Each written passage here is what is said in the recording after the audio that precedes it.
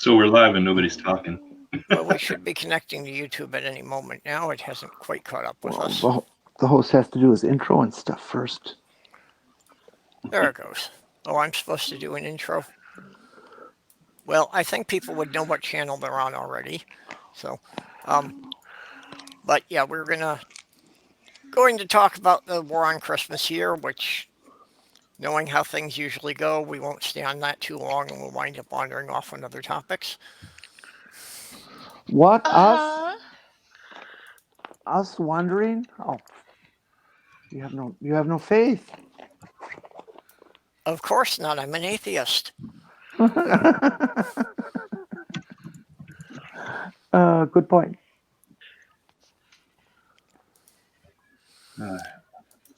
Oh, yeah. Then we get into the multiple definitions of faith. But all the little anyway. babies in the nursery with their Mr. Rogers sweaters on to honor Mr. Rogers. What's so that cute. about Mr. Rogers sweaters?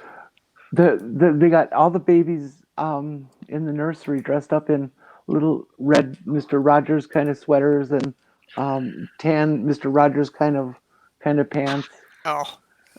At a hospital, and all the staff is wearing crocheted Mr. Rogers stuff too. It was just very cute. Yeah, I know they're doing the movie on him. I'm not sure when that's supposed to come out. I think it was released today or something like that. That's really okay. There's something significant about today. Yeah. When it comes to Mr. Rogers, I just can't remember what it is. Maybe he had Mr. hemorrhoids today or Rogers something. I don't know. Didn't do a war on Christmas because he was a pastor? No, he probably didn't. Well, see, and that's the funny thing that strikes me about the war on Christmas is that if Christians actually thought about it for a few minutes, they would be the ones waging the war on Christmas. Because aside from the nativity scene and Jesus on the cross, there's nothing about it that relates to Christianity. It's all pagan. Well, they already did do a war on Christmas.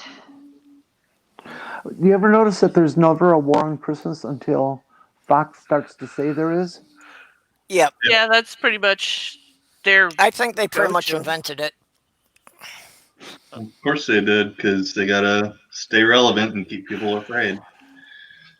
Did you see now that it's not just a war on Christmas? There's also a war on Thanksgiving. I'm pretty sure you guys saw saw that. Is that a retail thing? No, it was something on HuffPost where somebody had suggested that, maybe we should forego traveling on Thanksgiving to see family, and just see local people in order to save the carbon footprint, yada yada. Okay. Gas, travel time, waste, You'd figure it'd have something to do about them whining about liberals not wanting to celebrate, before we committed mass genocide. But hey. Who could possibly be against Thanksgiving? I mean, talk about your most innocuous holiday in existence. Yeah, and it is a strictly government holiday. It has no religious connotations to it. Right. Right.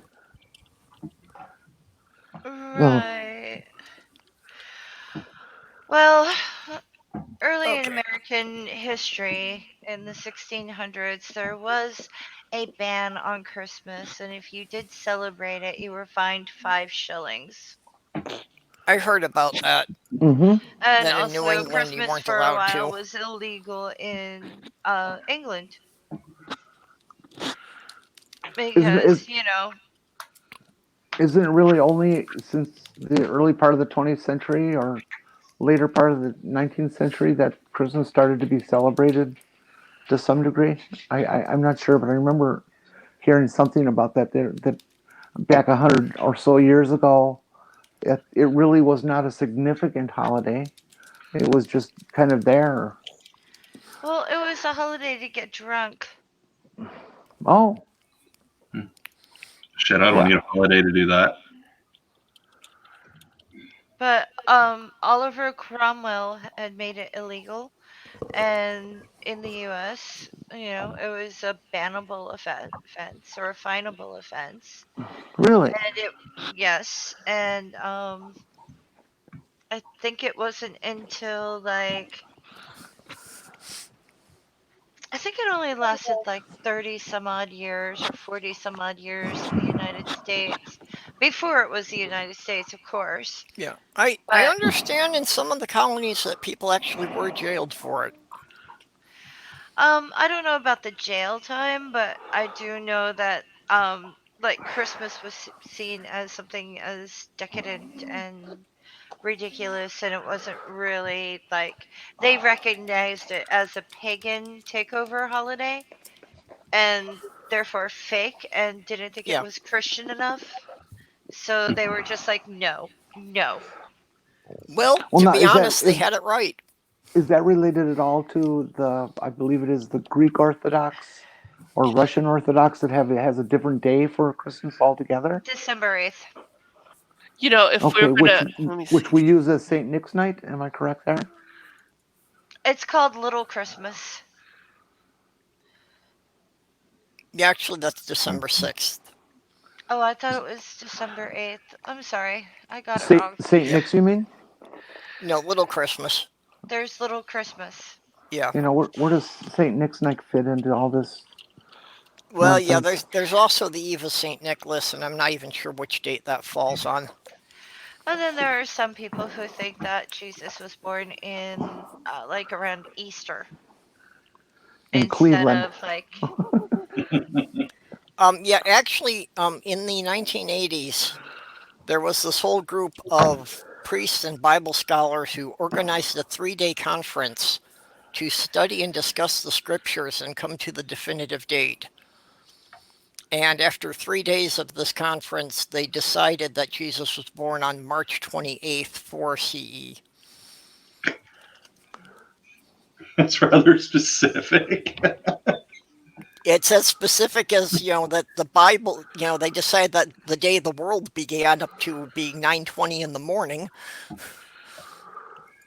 Yeah, I mean, it's all ridiculous. Yeah. So, Yeah, how they got that from the scriptures, I don't know, but that's the date they came to. But that one does make more sense because the description does seem to be that's in the spring. It seems to be early springtime, the way the Bible describes it. I remember when I was a kid. Um, Gosh, I couldn't have been older than 12, 13, maybe, yeah, 12, 13 kind of range. I heard someone describe that some scientists in a planetarium cranked the clock back with the planetarium, and sure enough, on the 25th of December at the year zero, some bunch of stars came together and were a star in the east or over Bethlehem or something like that. I realize now this is just more propaganda, Yeah. but Robert X says St. Nicholas is on the 5th of December. okay, 5th, 6th, 8th, Well, I whatever. thought it was January, actually, but he says it's December. I thought it was January too. Well, it depends on what religion you are. now this war on Christmas, are we attacking?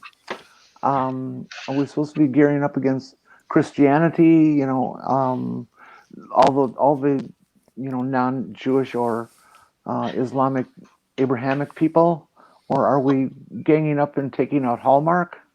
well, Well, I I mean, think I for one am Who's planning a full frontal I think assault. what the problem is that millennials aren't consumers. Like they don't go out and buy Yeah. a lot of stuff because the economy and blah blah blah, and they're living in they're either helping their parents by living with them or they're struggling by living with friends and blah blah blah. They're not into consumerism. A lot of them are also in that anti-waste, like anti-garbage. Yep. So they're not willing to contribute to landfill. They're not just buying everything because it's cute. They're much better than my generation. And millennials are being like more and more earth conscious and waste conscious, and they're just not buying into it. So they're being blamed for a war on Christmas regardless of their religious affiliations. Hmm. And then you have people like us who, they're atheists, blah, blah, blah. But atheists, there's many of them who have children who still celebrate whatever holiday they freaking feel like it. Because, it's like, why should they not celebrate something because they have a day off from work and they have kids? Well, I still have pagan remnants, so I observe the winter solstice, Uh-huh. mostly because it's a holiday that's not arbitrary. It's actually based on something, our relative position to the sun. Sorry, I sort of went quiet. I was poking a pagan and asking him if he wanted to come on and talk. Yep, Since we were saying another pagan, I'm sorry. I Because you still have would pagan count as an remnants. ex-pagan. But he's not answering. He's probably asleep. But also, just from my Scandinavian heritage, the longest day of the year is quite significant. The village that my great grandparents came from is actually north of the Arctic Circle. Uh-huh. So they didn't have a sunrise for a couple of weeks. Is there anywhere like I know that there are places in the world where like the sun sets and it doesn't come up for a long time, but is there any place where the sun doesn't set? Well, on The South the summer Pole. equinox it doesn't, or the summer solstice, that the sun actually stays visible. That it will dip like to the horizon, but it does not go below the horizon for a couple of weeks. Then, The South Pole Well, does the it same says that the thing. shortest day of the year this year is going to be December 21st. yep, yeah, the shortest day and the longest night, and that's what I observe. Is I do now I have to do it with candles because I don't have a fireplace, but just to keep a flame burning through the longest night and kind of reflect on what it was for our ancestors, say 1,000 years ago, when they didn't have any source of light except for flames, and Well, that was probably pretty scary for it to be dark that much when they're living in huts that an animal could literally rip through when you don't have any kind of light source. well, you don't really even have to go back that far. I mean, it was only during what the Roosevelt administration and the Tennessee Valley Authority, Yep. where the rest of America was finally electrified. Prior to that, they didn't have electric lights and stuff. So that's within our lifetimes of generations. Yeah. Oh, yeah. No, I actually remember a time when my grandparents' house did not have electricity just because the lines had not been run out that far. Hmm. I had relatives that lived rural, and they still did not have indoor plumbing. To this day, my grandma's house doesn't. I was going to say, Wow. I've got neighbors who don't. Yeah, that they still have to. Well, my grandparents are gone, but my cousin uses it for a hunting lodge, and it's still the outhouse that's 50 feet from the front porch. And they've tried installing a well to have running water in there, but for some reason the house rejects it. At least 4 times they put in a well pump, and it just never works there. That They can doesn't get it make any working for a sense. couple of weeks, and then they wind up replacing it, so they finally gave up. Mm. What goes wrong with the pump? I think the problem is more that the house is up on a hill, and it's just the height that they have to raise the water is too much of a strain on the pump, so they keep burning Oh, out. nonsense! They drill water pumps down 200, 300, 400 feet. Yeah, well, then it becomes a question of how much money are you willing to spend on that big of a pump. You know. Uh, See, I love how my brain works. It's like purely stream of consciousness. So I hear something, I'll think of something related to it. When you said House on a Hill, Perp, I started thinking of that Pretty Reckless song of the same name. I'm not surprised you thought of music. Uh, I'm not I sure know the you song love. you're referring to, but it made me think of the song Cotton Jenny because that's the first verse of the song. I love you, Cubby. Yeah, I would sing a verse from that song, but my voice is terrible and I don't actually remember too much of it. Oh, and now we got Spooky on the side chat. Hey, Spooky. Oof. So we got Spooky and Robert X and Carl Edwards, and I know Doc was there, but he'll probably be in and out because I think he's working tonight. Hey, spookers. Oh shoot. What's that, Faye? Oh, I just looked at my schedule for tomorrow. Oh, jeez. What the fuck? Busy day. Yep. Yeah, well, I'm of the opinion that we either have to keep this really short or I have to just keep going really long and until things open up and I can go out and do things and go to bed afterward. Well, I mean, Oh for your no. show, an hour would be really short. So, For these shows, 4 hours would be considered short. There's been quite a few times that we've gone 7 or 8 hours.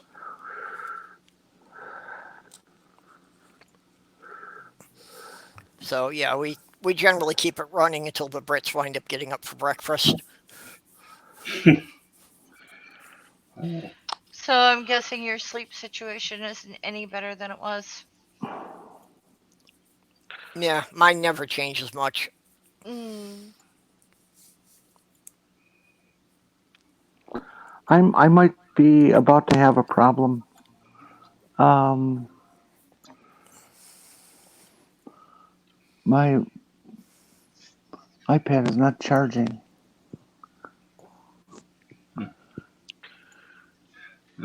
So anyone here planning on doing any like warlike things for Christmas? Oh, I was thinking of maybe getting some paintballs and go finding a juniper bush or something and shoot it. Um, or maybe Oh. raiding the toys for top barrels at McDonald's and stealing all the toys, so the little children can't have them. That would be a good war thing to do. Yeah. I'm Yeah, I just guess bugged so. about the hypocrisy of it. Hypocrisy is my pet peeve. So the idea that they stole a holiday from another religion and now they're complaining it's not Christian enough is what pisses me off. well, I Well, mean, they didn't just steal it from one other religion. They stole from like three. Yeah, it's a composite thing. well, Well, it and even to bothers. say it's pagan is a pretty broad term because, pagan encompasses 1,000 different religions. Yeah, Right. but I mean, it It stole just. from like three different pagan sects, at least. Well, but Well, we all know, regardless of the origins of it or what has been conflated to create the current celebration of Christmas, whether or not anybody likes it is all completely immaterial because the war on Christmas doesn't exist. It's a manufactured pseudo political piece of crap to get certain listeners and voters excited and Yeah, hating other people. It's a yeah, and manufactured source of hate. it's really a huge cognitive bias thing that they go searching out things that support their narrative. Hmm. Like complaining about the Starbucks cups. It's like, Every year. yeah, thank you for that, Josh Firestein. Fucking Oh, crybaby. I was at Walmart the other day picking up something for somebody, and one of the cashiers was like, "Anyone says happy holidays to me, I'm going to tell them off." So I walked up and I said, "Happy holidays." Okay, you're gonna tell me off now? And she was at the customer service rep, and she was just like, "It's Merry Christmas." And I yeah. said, "Not everyone is Christian, honey." And she looked really, really mad. And I said, "It's just the truth. And some people from other countries say Happy Christmas. Are you going to freak out on them?" Well, and a lot of the the Christians freaking out, it's like they can't make a distinction between what a store sets as company policy and what the government sets as a law. Yeah. I Well, they mean, also have interest. for me, it's basically just gotten to the point where I'm not acknowledging that there's holidays. You walk by me, have a good day. I'm not even going to say happy holidays, Merry Christmas, none of that. Well, Um, we all, I think, respond to salutations depending on the moment and the situation and the vibes we get from that. If somebody's being dominating in the way they say Merry Christmas, which you could definitely sense from time to time, I'll just look at them right in the eye and just say yes. Okay, I've acknowledged that they've said something. I haven't acknowledged anything beyond that. It kind of brings a halt to their hostility because I haven't done anything negative or said anything negative or against their fantasies. Um, but other people, you can just tell that they're just being pleasant and friendly, and they say, "Oh, Merry Christmas," and I'll say Merry Christmas right back. Yeah, It me you know, it's no too. sweat off my butt. Yeah. But I will go out of my way to give someone a hard time if they say that I'm not allowed to say happy holidays. Oh, I think you're right on that, That's Jen. the Yeah. only reason why I gave that cashier a hard time because she was ready to go to war with complete strangers for no reason. As a What pagan, I would say Blessed Yule, which the Christians usually didn't catch on that I wasn't acknowledging their holiday, but it was going back to the pagan. I was once at a Walmart. Sorry, Kitty. And Why are somebody you gave me. apologizing to me? I don't care where you shop. No, um, I think we should apologize to everyone when we shop at Walmart, but I don't have a choice. So well, Only apologize to the employees. regardless, I got a Merry Christmas from a clerk somewhere, um, and I answered them Happy Kwanzaa, Well, and they look at me and do this up and down, look that people will do sometimes, and says, "You're not black. You can't say that." It's like, what? Actually, it's the N word you can't say because you're I'm not not yeah, Jewish and I can say Happy Hanukkah. black. Well, see, Oh it's Lord. funny as hell. Back when I worked at Walmart, it was this time of year, and I said Happy Holidays to someone, and they were like, "It's Merry Christmas," and I'm like, "I don't know what your religion is. yeah, Obviously, I'm Christian. no, that's Obviously, not obviously. what's obvious about it?" yeah, and that's the problem that they assume everybody is Christian. Well, and I don't know what the percentages are nowadays, but I think when they do surveys that people lie on, um, isn't it like 75, 80% or something like that of Americans claim to be Christian? The last one I saw was like 72. There's only 72? one reason to use the Christian shield is that's when you're outnumbered and you just want to get out of there without someone like grabbing your hands and saying you must believe in Jesus.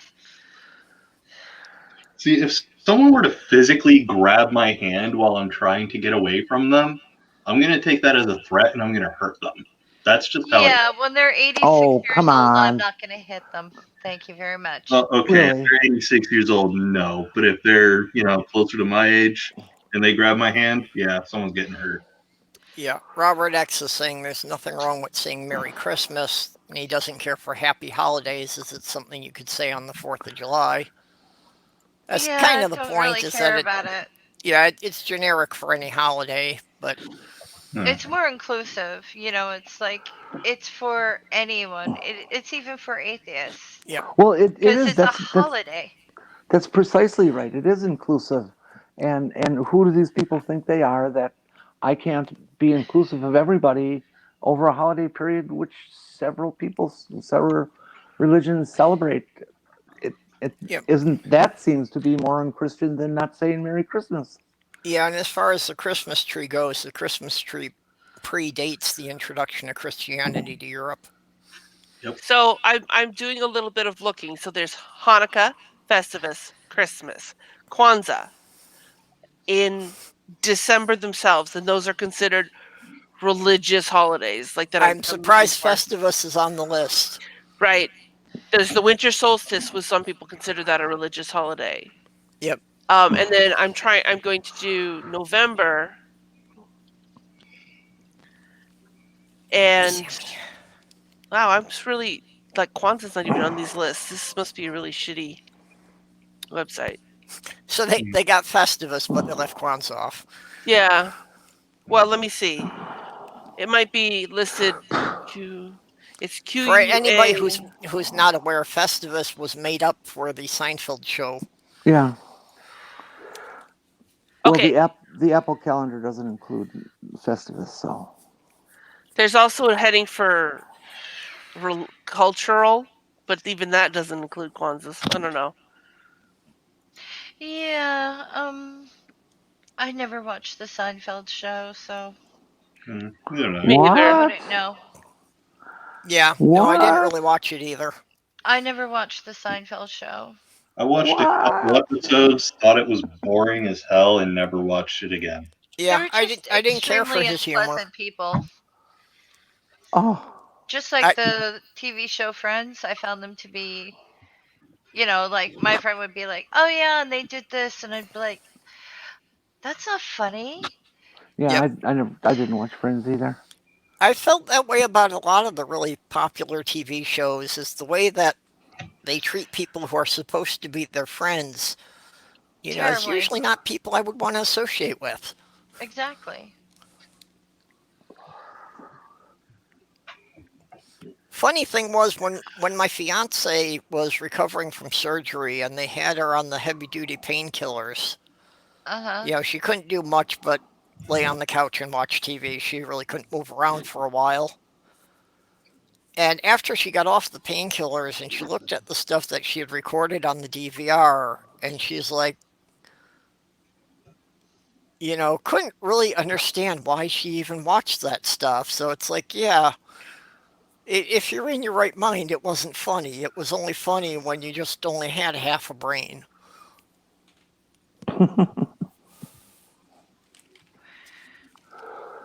God, I No, it just could can't be believe worse. it's about to be 2020.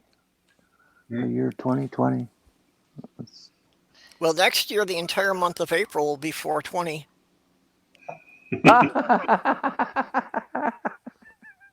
well, I think I'll have to make a purchase for that month. Okay, so I was looking at this article about Thanksgiving that that Fox was complaining about. It actually doesn't say don't travel to see your friends, your family.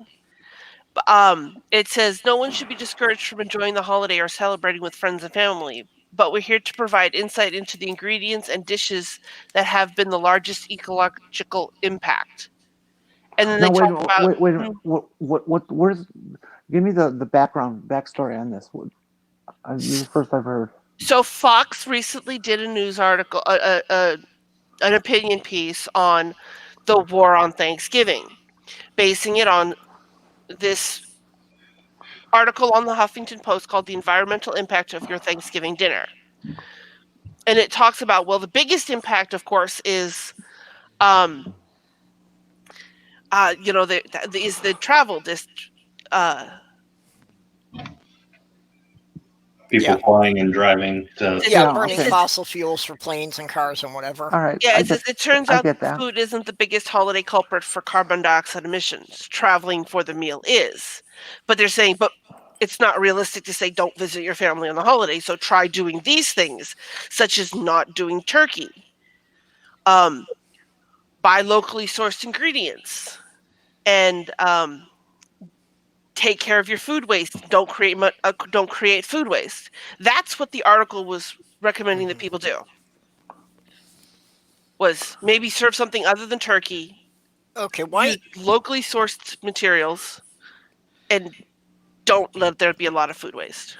I'd have to see the argument for why not turkey, because I don't really see how that, Let how me that would really be see. any worse Raising than any other livestock, farm animal. it takes an awful lot of resources to raise livestock. So Yeah, it Yeah, says meat and meat byproducts, cheese, butter, heavy cream, for example, have a larger environmental footprint than plant-based ingredients. The yeah. Well, carbon that's I can see footprint the of a meat in general argument. 16-pound turkey creates a total of 34.2 pounds of CO2. I'm just gonna leave that. It was according to research done by the Carnegie Mellon University. I don't know them. But it was saying that the carbon footprint of the turkey is the same as the amount produced by the gravy, raspberry sauce, cranberry sauce, Brussels sprouts, mashed potatoes, rolled biscuits, and apple pie combined. I'm not gonna touch that with a 10-foot pole. Yeah, what they're talking about for the carbon footprint of the turkey. I Hmm. will bet you that the animal expelled more carbon dioxide breathing while it was alive than that. well, I mean, But then again, if we decide to reform and to not have turkey anymore, um, how many hundreds and hundreds and hundreds of farmers across the country are going to put out of business? Not to mention the people who transport them, the people who dress them for sale, and who sell the Yeah, well, freezers to freeze again, all of and that them, would and come not it's specifically with the turkeys, but yeah, if there was a general reduction in meat consumption, The thing that because if bothers me about meat consumption, and this is true, is I don't like the idea of an animal confined, not moving around or having a quality of life before it's slaughtered. When it comes to plants, though, people are like, "Oh, plants are so clean," and they like, no, no, farming is not clean. Farming is not clean at all. What we do to the soil, the fact that we're not composting, the fact that we use like artificial uh like fertilizers, even if we are taking fish from the Mississippi, chopping them all up and then spraying them on our fields, we're still using more carbon. They don't factor in what agriculture actually does, how much runoff water it is, how yeah, much toxins there are, how much poisons we use when we do agriculture. And the fact is, we're still doing vertical farming when sorry, horizontal farming when we should be doing vertical farming. And microgreens are probably better than everything else. Hydroponics creates a lot of water waste too, as does aquaponics. But if they do an actual vermiculture type of like water treatment runoff thing, it's a little better. But aquaponics uses 90% less water than regular farming. Is it actually carbon free? Blah, blah, blah, blah, blah. No. no, nothing is carbon free. yeah, That's just impossible. That's just I absolutely know, but impossible. they act like people who are like into like plant only like diets and stuff like that think they're using so much less carbon, but it's not true. Mm. well, in the aquaponics, you can pretty much keep recycling the same water. There isn't a lot of consumption there. There, Right, and there part of is a that lot of processing. plastic consumption though. No, there's not so much plastic consumption just because they use plastic as their planting trays and their water holding trays and stuff like that. Those are long term plastic investments. Those aren't I'm waste. talking about the testers. The test strips. I didn't I, say test I strips. I said the I'm trying testers. There's a I'm lot trying to of understand. like equipment involved that is plastic. And it's not just PVC pipes and blah blah blah blah blah but there are ways to actually break those down. It's just people act like there's no plastic or anything involved, and there is. And that Mhm. they also think that this plastic doesn't degrade, and it does. I, I, I'm still trying to understand what you mean by plastic testers. You constantly have to test the water. Well, Right, yeah. but aren't those are not single use, are they? It depends on what you're using to test the water. Aquaponics is a really interesting like thing. Personally, I prefer. I like aquaponics better than I like hydroponics because hydroponics is a little bit more like wastewater intensive, depending Let's on let's define those for those of us who don't know the difference. aquaponics is based on like aquaculture, where you have, say, a marine life, whether it's fish or crayfish or shrimp or whatever, living in water. You can do it with crabs, you can do it with a whole bunch of things. And basically, you feed those critters, they poop, their poop and pee turns into ammonia as it passes the plants and blah blah blah. That ammonia is converted into nitrogen, which the plants thrive on. If it's too much ammonia, though, the plants will die. If it's too much nitrogen, the plants will die. But the plants clean the water so that that water can be recycled back into um, the container that the fish or whatever are in, and it's in Right. an endless cycle. However, they do have to catch waste. They do have to look for, like, there are pests that can get into the water. One thing that's good about aquaponics, though, is that if you do have like an aquaponics facility, it will reduce the amount of mosquitoes because the fish really like to eat mosquito larvae. And there's usually more fish than anything.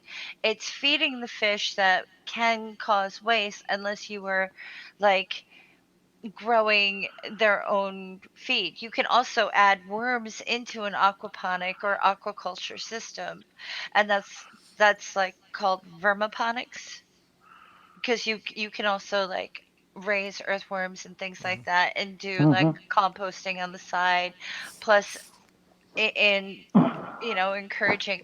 But there are floating trays, there's rock wool, there are all kinds of things that you have to buy to keep the system going, plus there's floating rafts, and these things do eventually do break at a higher rate, and you will get waste that way, so you have to be very careful. Okay, but I think we have to also accept the fact that there is no human activity for the production of anything that is carbon free, plastic free, that doesn't create some sort Waste. of waste stream.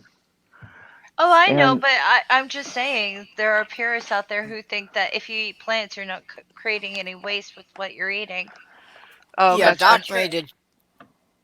Doc made a joke about shrimp in the side chat there, and the University of Minnesota had a project going that they were raising crayfish for food in a rice paddy, Yeah. and they Hmm. actually had achieved what turned out to be a balanced ecosystem that Hmm. lasted about 5 years without putting anything into it. Hmm. Well, what do you call it? Like, I think it was China, but China and Japan for 10,000 years have been doing aquaculture, where you have like the rice paddy or whatever, and you have like that balance, where Yep, basically, and there's also I think if they introduce ducks and geese, the ducks and geese will go in and they'll eat all the weeds and things like that. And there's a name for that when you introduce animals to do human work, yep, and there, they don't even realize they're helping. But there's an aquaponic place, well, I should say aquaculture place, I think in Africa, yep. and they're highly successful. And people are like, what do you do when the animals come in, and the guy who designed it was like, no, that's a good sign, that means it's healthy. Yeah, and that's in the University of Minnesota thing I mentioned that it wasn't enclosed. The ponds were out in the open. Yeah, So which in is the a good fall, thing. the migrating geese would stop in the ponds. Mhm. And that's a very good thing. But the thing is, it's just like, you want the best water engineers, don't look to humans. Yep, Beaver. Beavers will clean the water systems. There's a book called Eager Beaver, and it kind of documents like the ecological importance of having beavers.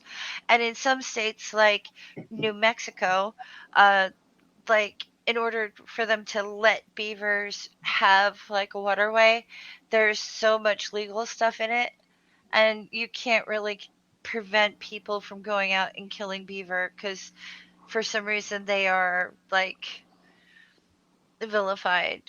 Look, really, if we really wanted to like save our water systems and make sure our water was clean, we should be encouraging beavers. Yeah. Well, people don't like beavers because they tend to dam up streams and change the waterways. They actually create, they don't damage anything. Yeah. They, No, the only I thing they damage are human interest in yeah, property. I agree with you, but I know up here, yeah, it is common for them to dynamite the beaver dams. Yeah. Hmm. And you know what? But well, and this is part. I'm I'm tongue tied because I'm so upset. Okay, let me calm down for a moment. Um, what humans have done to um, our inland waters is one of the most Stop dangerous that! things. Okay, I'll be quiet. Not you, Oh, Patsy! is one of the most dangerous things possible in the sense of wanting us to be a species that continues to exist. The water, they think that, well, if I just fill in this swamp, then I can build houses on it, and and and then the DNR says, oh no, we're really smart scientists, and we've decided that you can do that as long as you create a fake swamp somewhere else.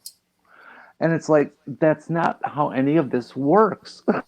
Yeah. The Earth decides where the water table is going to be, and not only in the location but the depth of the aquifer itself, and the distance from the surface. You fill in a wetland, and all you've got is soggy soil now. You may have a seemingly dry top, but underneath you got a soggy soil. And they build the houses, and well, we can just build these houses and do some extra waterproofing.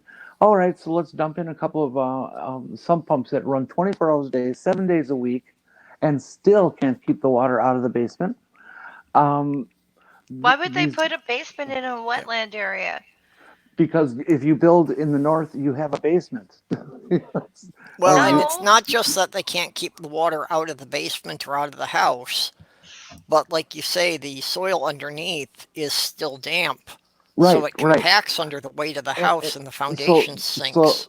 somehow society has got in its mind that it's okay to fill in a wetland so that you can build homes in this picturesque area, which of course is no longer picturesque because you've filled in all the beauty of it, um, and that this is okay somehow, and it's not. It is just not. You cannot fuck with wetlands. I don't care if it's a wetland that lasts for 3 months or 2.5 months over the spring, early spring, and the peepers are there, and the migrating birds get a place to stop. You cannot fuck with wetlands. The wetlands are what cleans the water. It's what makes the water drinkable for the next guy down the line. Every drop of water on the planet is recycled. It's not created new. Yep. You must retain wetlands. You must. And living in an area now of the country where wetlands are absolutely sacred, um, I see that better now than I ever did as an environmental fan and activist in the city. Um, you come and move out here and see what the water means to the people, to the day to day life, to the success or failure of farms and other livelihoods. We got to stop fucking with wetlands. We are damaging the earth much worse than we think. It, No, one of the largest freshwater reserves in the world is actually in New Jersey under the Pine Barrens. Hmm. And my mother, my aunt, myself, and some of our friends are very much against anyone putting in golf courses because of the amount of chemicals that people dump on golf courses. We Oh are yeah. polluting one of the largest underwater Yep. freshwater reserves on the planet, not just in the United States, but on the planet, and we're messing with it. Yeah. We're Golf just courses are we are horrible. pissing in our own drinking water. Well, and I don't that's care what if we. most I don't people care don't if we. get about caring for the environment is that it's going to come back to bite us. It's just a matter of how long will it take. Well, we're I don't. already having like chemical changes within the ocean itself Hmm. because water has different densities and et cetera. How many ponds and lakes have gotten too much phosphorus in them and have totally changed color and composition and acidity and turn into like these barren, like not not Oh, underwater viable deserts. Yep. not viable water at all. Like nothing will live in it because it is that screwed up. But Yep. we're okay, right? We like golf. Where I lived in New York was near Onondaga Lake, and it had been like 30 years since anyone had found a fish in that lake. Well, you wanna straighten out the waters? Bring in beavers.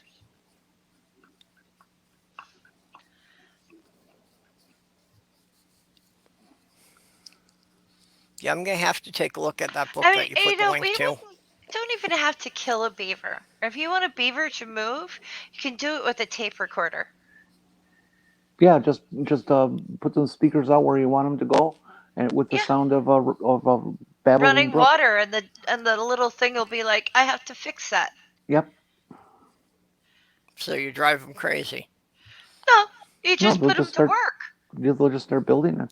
They'll just do everything they can to like stop the leak that they hear, and they'll move.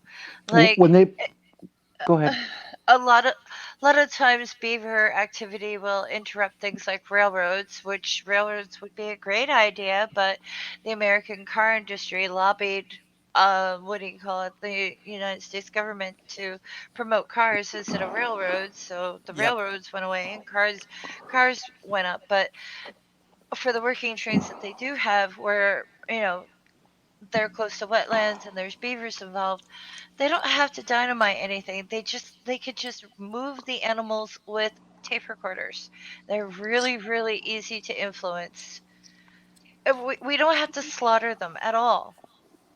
I mean, what do you call it? I get it. They're rodents and they can be like 65 pounds, but they're adorable and they're useful and they're good. And they're peaceful and not particularly aggressive towards humans, No, they run or away. particularly fearful. Yeah, they They avoid do run people at away, all but possible. They share their dens with other animals. They share their living hmm, space with yes, they other do. animals. They're not obnoxious. They're not like us.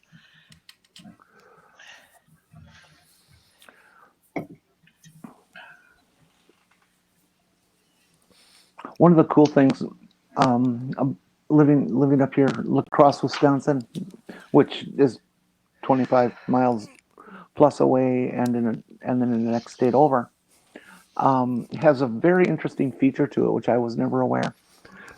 For those who don't know, La Crosse is right on the Mississippi River. On the other side of the river is a Minnesota town called La Crescent. They're joined by one roadway, 4-lane road.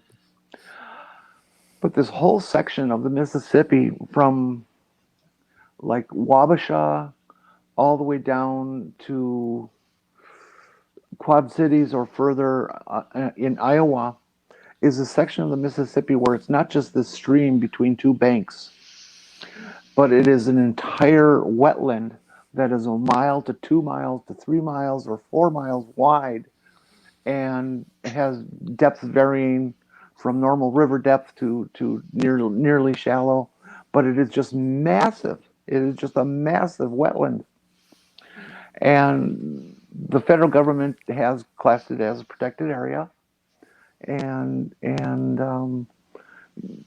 you are just not allowed to fuck with it, to pollute it. Um, Citizens will turn in polluters, even if it's another private citizen who say has a bad habit of dumping their coolant from their car into the sewer or something like that. People take it very seriously around here. They have this huge wetland right in the freaking middle of town. It's like 2,000 acres worth of wetland in the middle of the city.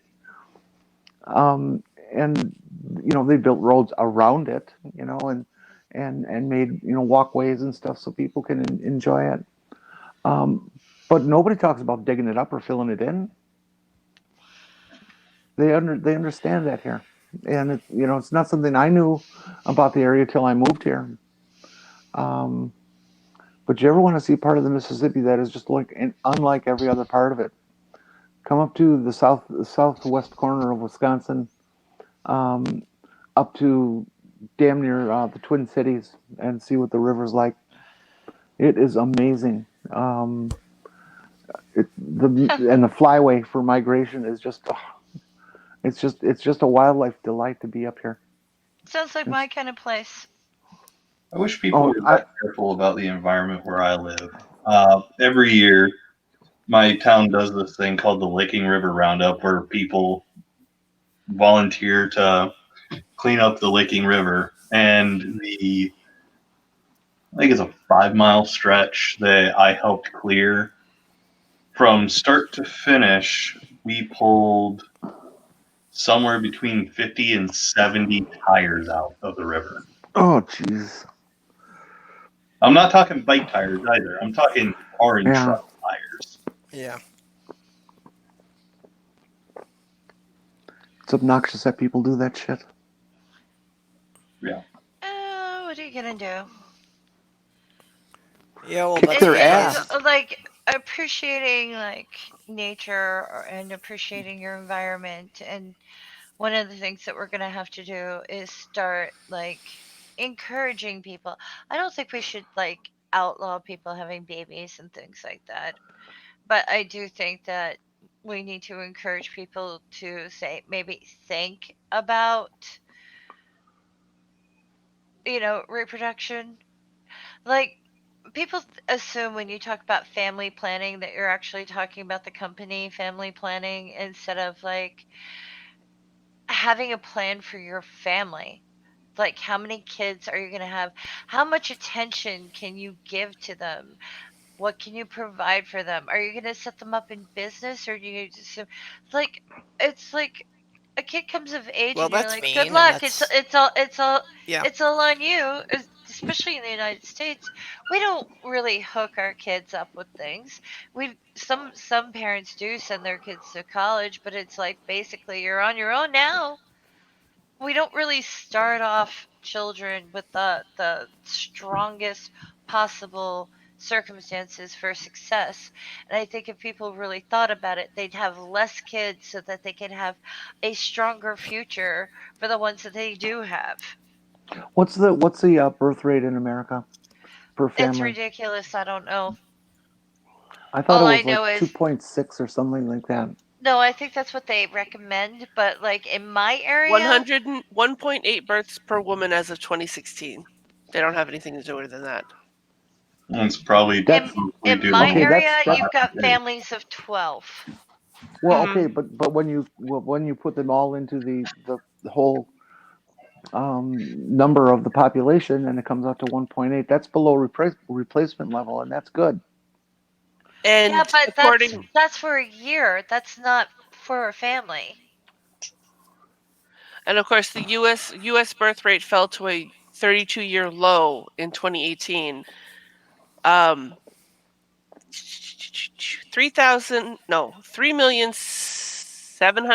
3,788,235 births, representing a 2% drop from 2017. But you know why trying to But encourage people to not have children will not work in the United y- States. Okay, the average family size now is 3.14 persons. Mm-hmm. We're And not four talking is about birth rate per year. We're talking right. about the family size. And four, it would be replacement numbers. That you got two parents. If you have two kids, then they replace those parents as they die in terms of population. It's still too Um, much. right, but our country is not the problem. Okay. Okay, so the Yeah, our average country is household size in definitely the the problem. U.S. The average household size for the U.S. in 2019 is 2.6 people per household. Yeah, and Two Jen, point I'm not six even per sure if that household. works Hmm. right. If saying that four is the replacement size, that doesn't really account for the fact that the kids will be having kids, so you could have grandkids and great grandkids before you die. Right, but it's Well, it's you. about it's about two people coming together and producing two children, one to replace Yeah, each one. there's not start and finish lines here. It's just you have to look at the numbers in a different way. You can't try to structure it that way. It just doesn't work. People have babies every minute of the day. it's Right, but they're not. They're are they only including children under the age of 18 in a household, or are they including adult children still living in a household?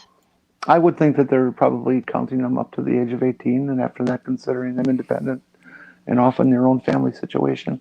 Right, but it is more common now to have both children under the 18 and over the age of 18 still living at home. Okay, could you? So, like, these numbers could be not correct. Right, but once they reach 18, they're considered an adult and they're considered their own household for the sake of, well, yeah, yeah, Now you're understanding what I'm saying. yeah, I get it. I get it. Because number in a household and residing children, but are they only counting children because, like, you know, I have friends who aren't my age.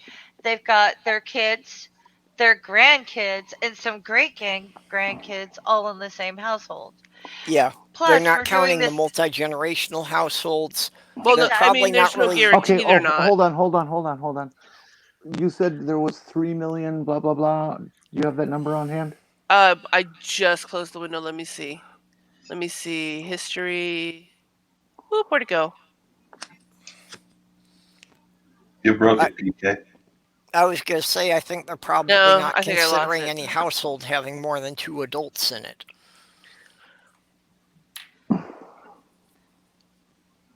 Well, I mean, my thing is, if I was counting family, household size, it would be married couples and their children, and then single people and then their children, if there's any involved. The Grandparents living with their children would count as their own household under the metric of who can create more.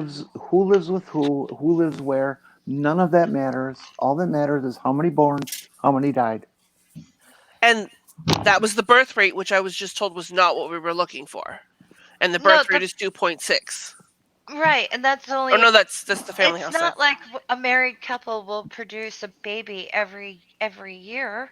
Right. So a birth rate for a particular year doesn't really give you any idea of how many children are in a household. Right, but you We combine we, you we combine have the we. birth rate with the average family size, and that gives you a better idea. You're asking questions we can't answer because we do not know how they arrive at these numbers, what formula they use, and so That's true. what we're curious about is Hmm. is is the country getting more dense with people or less dense? So Well, how many that's what I'm born? saying. I'm So how many born? saying How many died? I don't think you understand what I'm saying. I'm Yeah, I don't, I sorry. Okay, don't, I don't think so either. Because like when you started talking, you said birth rate. I gave you the birth rate, and then you said household size, which is a completely different number. So I must be confused somewhere. well, I did ask for birth rate, and I thought that that would be enough, that it would be understood that it indicates how many people are born into a family, however long that family is a family, whether it's 18 or till they're 21. Yeah, That doesn't matter to me. there's a lot of information that can't. Well, there's a lot of information that can't be accounted for. Right. Yeah. Right. I agree. So then I'm thinking, all right, if what we're really concerned about is the country getting bigger or smaller? Then the only two numbers that matter is how many born, how many dead.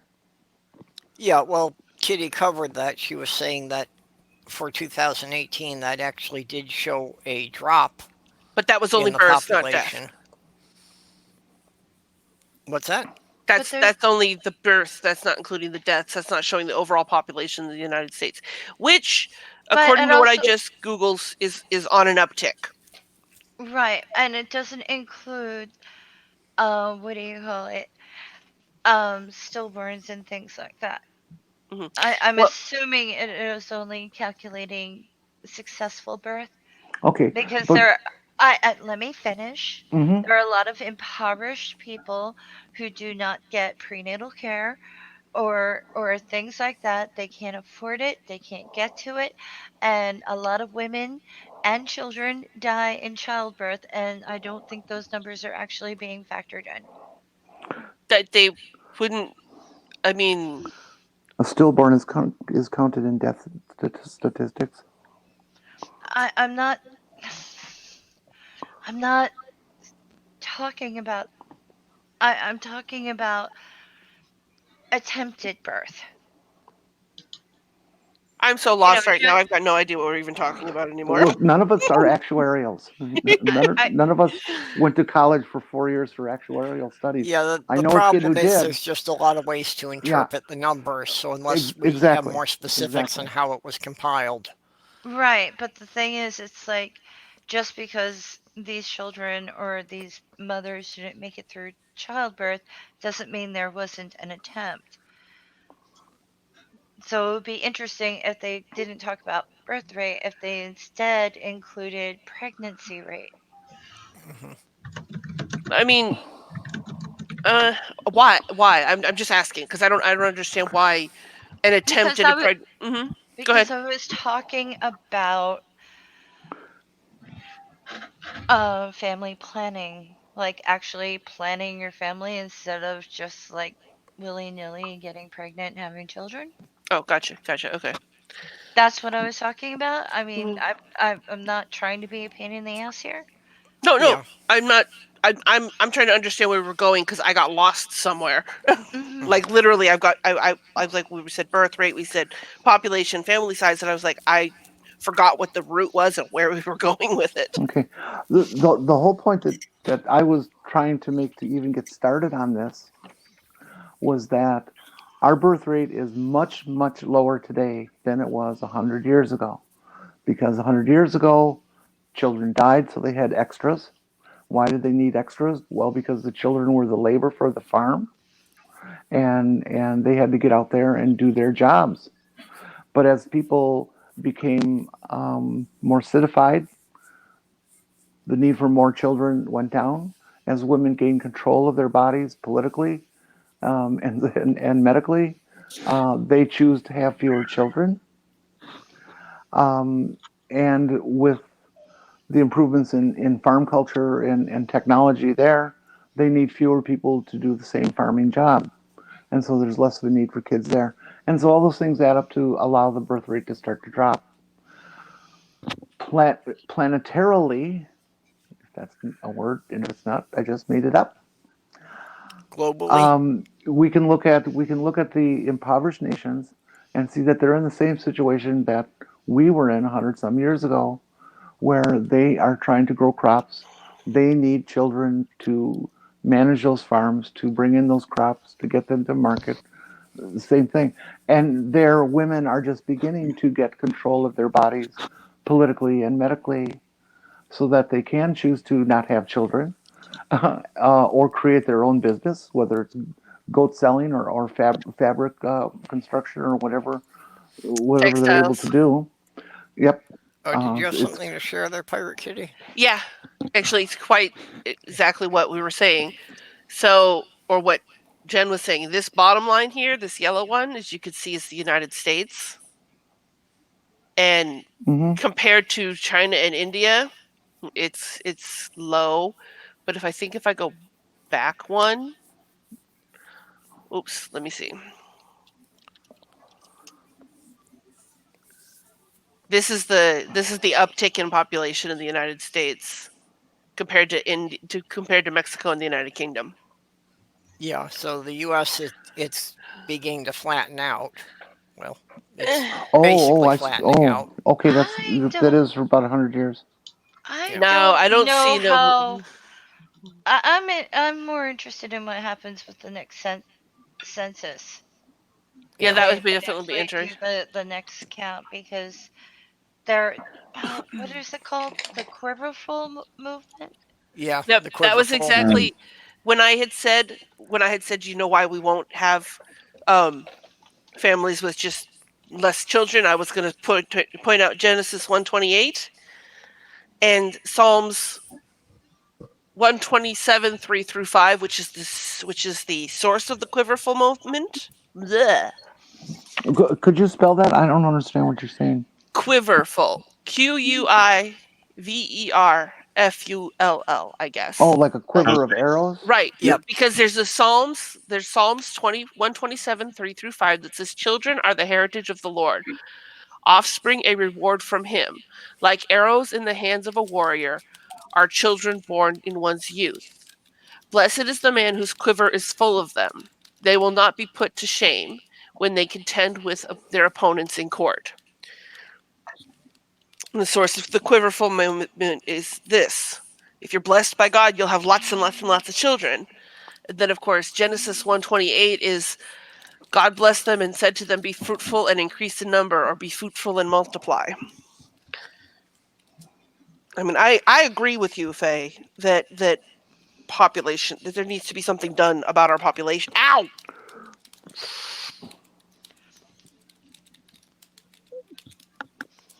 You okay?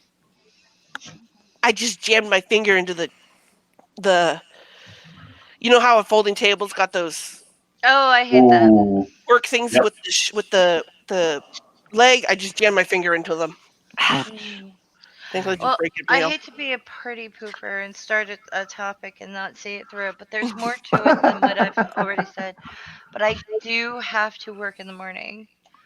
But like, if anyone's interested in going more into detail on this, I could really get everyone not very happy. Oh well, yeah, I don't think you're going to come up with anything surprising to me. We are way overpopulated. We need to cut this whole planet's population Yeah. in half. I mean, my general opinion is that we have to have a license to have a gun. We have to have a license to drive a car. We should have to have a license to bring new life into the world. You have Well, to take classes and show that you were competent. let me introduce a topic on the topic. One, it was the United States who basically encouraged the Chinese like one child per family thing. Hmm. Mm-hmm. Now they're having ramifications because of that, because they had so many boys, because they got rid of all the Mm-hmm. girls, that women are now being kidnapped and forced into marriages. Mm-hmm. The other thing that's happening, and it was the United States who did this, through political, bullying. The other thing is as the aging population gets older and they need more nursing and they need more doctors, there are less people who can fulfill those roles. And in our system, where the young pay for the retirement of the old, that means you always have to have a greater number each year in the I workforce don't than you look at did the it year that way. before. I don't look at it that way. I mean, But people it's work it's all, another reality. but no, people work all their lives and the government takes their money. They've already paid for it. Yeah. They've But already paid for it. yeah, but what Well, Jen's saying is correct that my money paid the people who retired before I yeah, did. the Right. system That's was based that's on the how it really assumption that the works. workforce would continue to grow. Yeah. Yeah, but that's the problem. We Yeah. base our economy our successes, our tax rate, and everything on an unending population growth. And it's killing us. Right. We haven't thought out our social structures. If we had our education system really thought out, we would be paying for we don't have to have more population in order to have health care. We just have to have an educated population in order to have health care. Mhm. Because it's not one on one nursing. A nurse doesn't get one patient. It's just, we don't plan anything. We don't plan our families. We don't plan for our economy. We just think more and more and more and more. Well, we do plan, but only for the next quarter, not for the next generation or two generations Yeah. All or the planning or is short or Even term. then, century. that's really only CEOs and those really high up people in companies. Everyone else is trying to, people on our level are trying to plan further out, but it's almost impossible because we don't have money. Right, and I know plenty of people who can't plan for the next 10 minutes of their lives. Not everyone plans. Some Yep. people just leave it to God, if you know what I mean. Mm-hmm. Yeah. Mhm. And that's the problem. We can't just leave it to God or Jesus will provide or whatever beautiful little issue they're going to go and, well, I don't have to think. I don't have to plan. I only have to do what I'm told. Yep. I was supposed to have a baby by the time I'm 20. I'm supposed to get married before I'm 19 to my childhood sweetheart. Or just look at the transformed wife. She'll tell you how to live. But you know what I mean. She'll give you the recipe to make your life hell. Oh, You she know what I is mean? so awful. She is. She really is. She's like the worst human being ever. Oh But Lord. there are these ongoing things. It's like people go, oh well, this causes this and that. No, each idea, each thing fragments into so many things. You can sit there and talk about birth control, but what you're actually talking about is economy and habitat and waste and everything that comes from just living your life. If you weren't allowed to throw anything out and had to deal with your own trash, I think you'd go mental. But that's I besides the point. I'll tell you about that sometime. I did a year-long experiment once with trash. Mm. Good. But I am going to run. I'm sorry if I turn this into like but you know me, I have to do a little Ah, No, no problem, Faye. I actually would okay. like to extend this at some point and explore this kind of stuff again. I enjoy this. Well, next time Purple has one in the afternoon. Let's both try to hit it.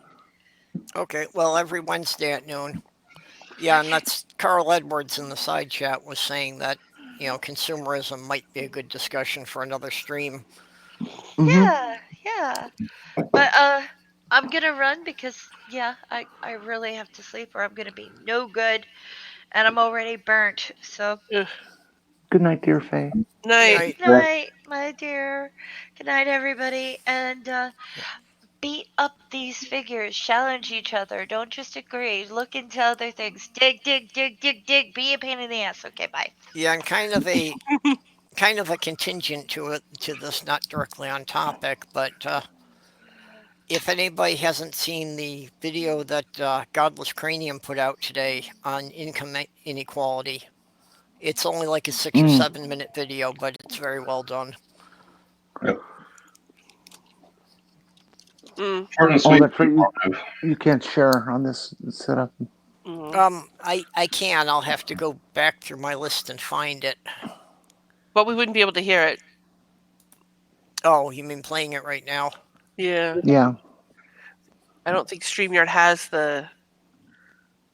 StreamYard doesn't actually have a capability for it, but we managed to find a workaround. Oh yeah. Well, basically, I can play it in a different window, and if I turn up my speakers loud enough for my microphone can pick it up. It's probably best to just provide a link in your description and let Yeah. people go and give him the view that he would get from all of us watching rather than. doing Yeah, it the other way. I think you're right. That Yeah. would Yeah, would but I be was better. thinking in terms of making it part of the show and discussing and all that stuff. That would be Either kind way, of GC's clumsy to do. not a hard one to find.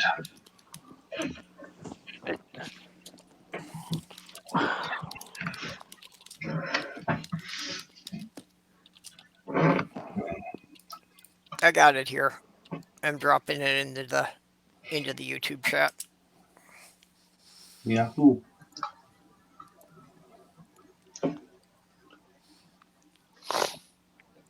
So But yeah, I've yeah, have you guys read that book, The Giver? Mm-mm.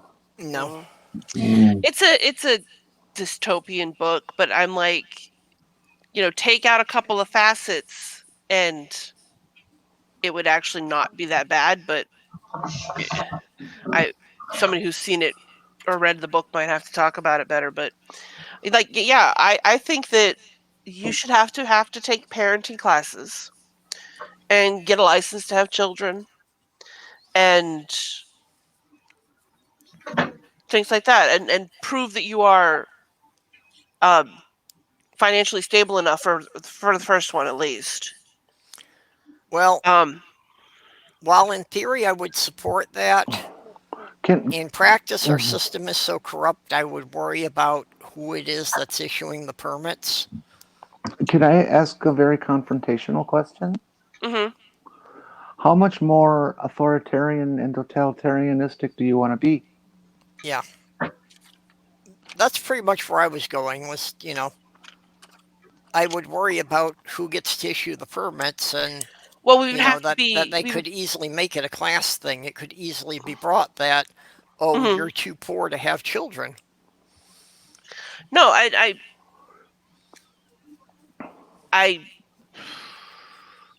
obviously it wouldn't work in our current system because like you said, it would be too easy to be abused for the wrong reasons.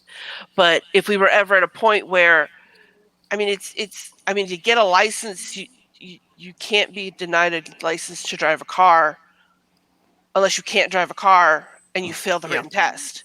That's the kind of test and license I'm talking about is basic Yeah. knowledge Oh no, and I of agree with child you. I development from definitely taking agree on the classes. education principle. That this should be something that there should be access to free classes for anyone who's Oh interested in yes. taking them. Yes, obviously. I mean the classes would have to be free. But it's about people who there are people out there who really want to have kids, who do all the work that they need to do to make sure that they can provide for their kids, that they know how to raise their kids and they know what they need to do in order to be moderately decent parents. Yep. And they can't have kids. And then you have some mm, I don't know. I don't know what to use as a description because I don't want to be Oh no, derogatory. I know what you mean, and there was Mhm. an appalling thing I saw just earlier today Mhm. about a woman who stabbed an infant like 90 times with a pair of scissors Mhm. because the child had bit her but while it was breastfeeding. Mhm. Yeah, but there we're not talking about somebody who just didn't earn proper child care. Yeah, We're there's talking, lots of issues with that one. Yeah. yeah, But like I heard a story about a woman who she basically had to adopt her son's best friend because her son's best friend came out as gay Yep. I and the did mother that. kicked him out, that kind of thing. And then of course that's not something that can be fixed by education either. Yeah. But it's Uh, better to have more information than less information in any way. yeah, my ex and I took care of one girl that wasn't related to either of us because her mother kicked her out when she came out of being a lesbian. And she was 15 at the time, so we took care of her at least to make sure she could, finish high school and get a job. Mhm.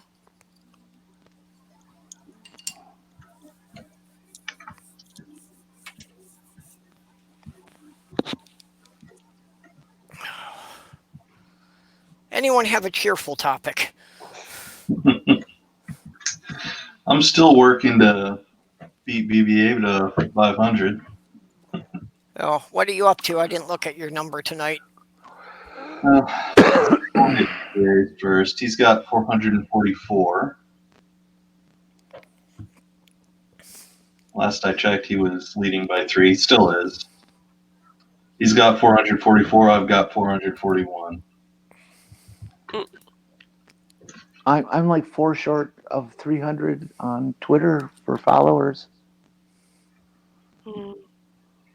Not that that means anything, but It's always one of those things. It's like we're all talking about our like follower and sub drives, and it's like I can't do anything to help. I'm already subbed and following all of you guys.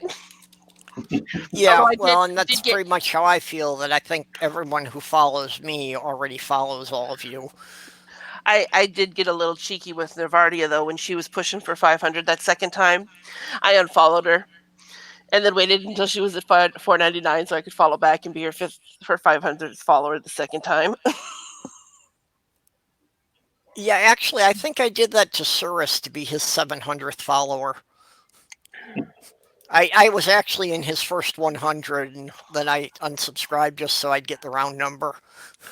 I think I tried to do the same thing. No, I tried to watch yours, Bub, when you were pushing a number recently. Mhm. And I tried to watch yours so I could take that one too. But I tabbed out for too long, and by the time I subbed back, you were like 2 or 3 over, and I was like, darn, missed it. That's all right. I appreciate the effort. Well, and Diana's concerned that with Bub and BBA pushing for 500, that they're going to get there before she does, even though she's got about a 20 sub head start. She's up to 460 something. You can't help there either because I'm already subbed to her too. Yeah, well, and like I said, I've got like 100 followers on Twitter, and I'm pretty sure all of them are already subscribed to anyone who would be talking in my channel. Well, let's see. Let's be petty like that. No, I'm just kidding. Oh. But that's what I've been doing on YouTube for the last 2 years, actually, is promoting people who, then just go on to have a lot more subscribers than I do. Oh, I'm So not I beating you. promote people rather than putting out content.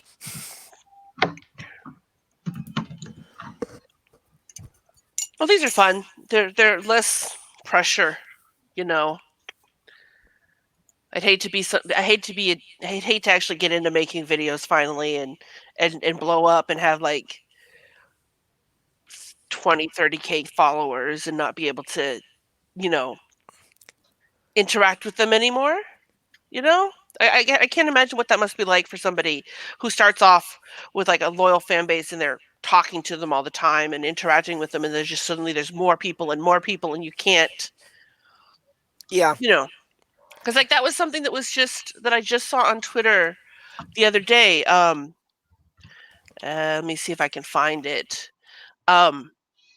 Basically that this That YouTube artist subscribers, you really don't even have time to read all the comments that are left on your videos. Mm-hmm. Basically, like I follow an artist, and she tweeted out this thing that somebody else had said where she was basically being, not her, but the other was being purple. Jen's Yep. back. Okay. Sorry, I had the wrong window. I was looking at the YouTube instead of the Streamlabs, so I didn't see it. I do that know, all the time. You just didn't want me here. That's all. I understand. I'm used to rejection. It's my life. No, I figure you wouldn't be going long. Well, Sorry. Carl, the answer to that would be that they could have another because they have their license. The license doesn't limit the number. It would just show that you have some basic understanding of the process and caring and all that. And then it's showing that you're putting an effort into being a good parent is what it would probably end up being. But like I say, so basically she would have play games with people, and she would have like group chat things, and this person was insisting on one-on-one private calls with her. And because she didn't have the time for that, he was like, well, I'm not going to be your follower, your fan anymore, because we're not real friends. Like, you try and make it sound like you're friends with everybody, and it's like, it's really crappy thing to do to somebody, and also really unrealistic. I have some good news today. Hmm. One of the girls in trans Twitter, Katie Montgomery from England, had her gender confirmation surgery yesterday, Oh, Cool. okay. and Hope she's doing well. she's doing just fine. She sent a picture, giving the camera the finger. And everybody's just real thrilled for her. She's just a very, very pleasant young girl, and she's got just a huge fan base. Um, concerning that it's the limited group that we are, and it's just real nice. I'm just real happy for her. That's good.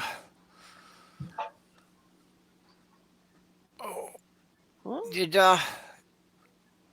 on that subject, there was also one that I sent to Twitter yesterday. Was one of the channels that's run by PBS did a really good thing on human gender and about Oh just there yeah, being more than two genders. Oh, sorry. Yeah, no, that's all I was gonna say. that really is an excellent video. If Yep, I anybody gotta in the go find the chat link for that one now. um, hasn't seen it, I'd definitely say search it out and give it a view. I Uh, was really surprised at how well that was done for it, being a mainstream channel. yeah, Well, I mean, the PBS affiliates usually do a pretty good job. So, Yep. well, I watched it real close to try to catch them up on something, and they really didn't seem to make any mistakes. Yeah, I watched it like 3 times before I sent it out on Twitter. And that's I did not, see anything obviously wrong. I certainly am not an expert on the subject, but I'm sorry. What? I zoned out again. I got some Twitter notifications. You guys follow Rachel Oates? Mm-hmm. She recently tweeted out a picture of her being followed by the transformed wife.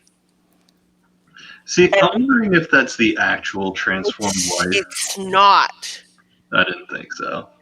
I didn't even read the description. I just saw the name transformed wife, and then Neil commented and said something about her not having any followers that follow both. And he said that was weird. And I said something about sock accounts. Like maybe people follow her under sock accounts. And then Lady Unicorn pointed out there's 3 A's, not 2. Yeah.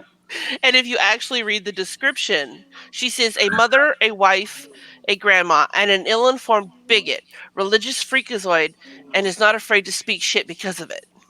And I'm like, that is not the transform. And that's why I went, oh, because I didn't bother to read the description. It's a startlingly accurate description of her. Right. You got to be careful of that. You get to a point and people are just going to start adding letters to your name and trying to pretend to be you. Yeah. yeah. Okay, and dropping the one in the side chat for the more than two sexes. Yeah, and that was one of the Sci Show is a channel that's part of PBS Network.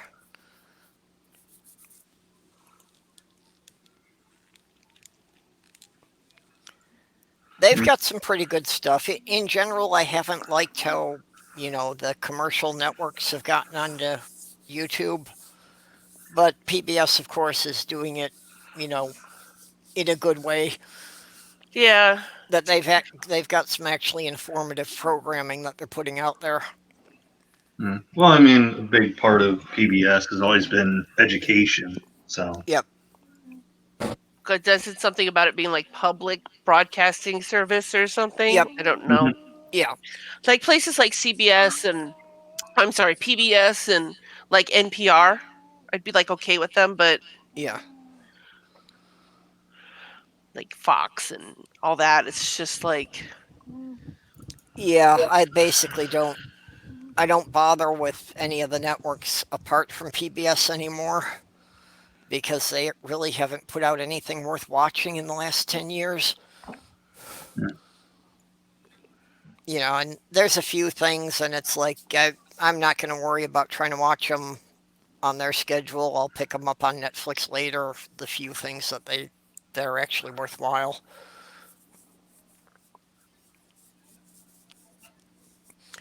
That way, I can have other people screen them for me, and I don't waste my time watching crappy TV. Unless I want to watch crappy TV, and that's like, sometimes it's like, yeah, my brain's had enough, so I'll just go and watch Cartoon Network for a while. when I see, I don't watch network TV anymore. Everything's on YouTube, and it's all the atheists that we know, with some interspersed Minecraft videos and drawing pictures, drawing art channels. That's pretty much what I do. That it's the atheist community, and then if I need something lighter, I go and look at some woodworking videos or some things on Legos. Oh, if you like woodworking, look up a guy named Nick Zametti. He does wood turning and resin work, and he's weird. The But he's name's familiar. I'm fun. trying to think of the name of his channel. His channel's name is Nick Zametti, I think. Okay, yeah, I don't follow him. I think that Sloth Girl has him in her list that we've watched some of his stuff together.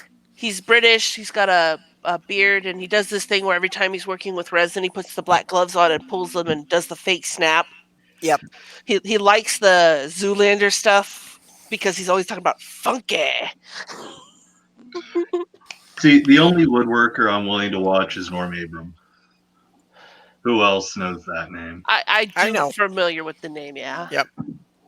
Yep. Now, if I Yeah. really want something calm, I'll put on the Bob Ross channel. The guy's amazing. I remember watching one episode of his, and I really wasn't paying attention, but he started talking about making rocks. And he put a smudge of paint on there, and I'm like, that doesn't look like a rock. And then he goes, I'm going to take some of this cobalt blue, and he pulls down, and then suddenly it's a rock. Yep. Mm-hmm. My fiance had almost every episode of his show on VHS. Oh, damn. VHS. Wow. Because she was also, she was an artist. She played with a lot of different mediums, but she did some painting, so she really liked watching his stuff. And a lot of times just putting him on just because he was such a soothing voice. Mm-hmm. I recently watched a documentary about where all his paintings went. Tell us more. Let me see. Bit of trivia most people don't know. They don't Each sell one them. of his paintings is the scene of where one of the bodies is hidden. What?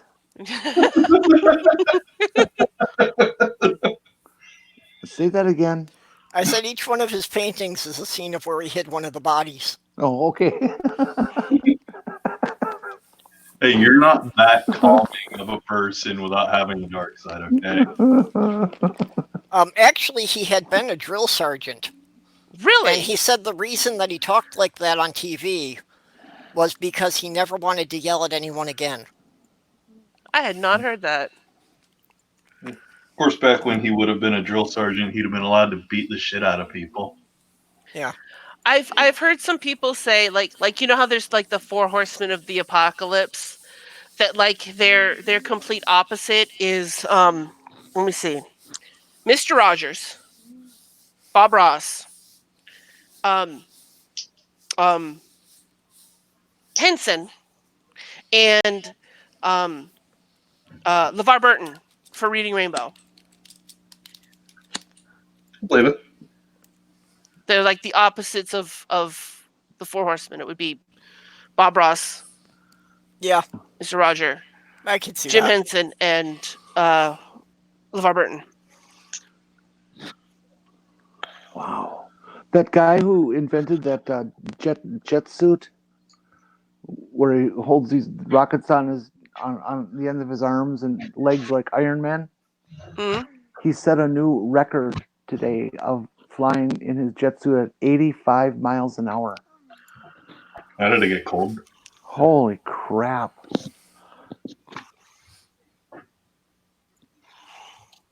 I'd have to Boy, see that because it seems to me the real problem is, he probably couldn't steer. He's just launching himself to a target, I guess. well, he was looked like he was in complete control and wasn't going a perfectly dead straight line. Oh, I mean, I forgot too. They also included Stanley and Steve Irwin. Oh, yeah. There was Self Love, which was Mr. Rogers. There was Peace, which was Rob Ross. There was Life, which was Hanson. Nature was Irwin. Education was Burton, and then Imagination was Lee. And they were Stanley, they were the six horsemen of wholesomeness. Yeah, as far as the Bob Ross paintings, another thing was that for each episode of the show, there were generally 3 or 4 copies of the painting he did. Mm-hmm.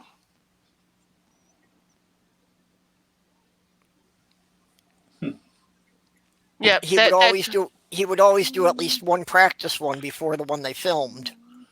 And oftentimes just due to problems with filming or that, he'd wind up having to do an extra one. you know what always bothered me about his paintings though?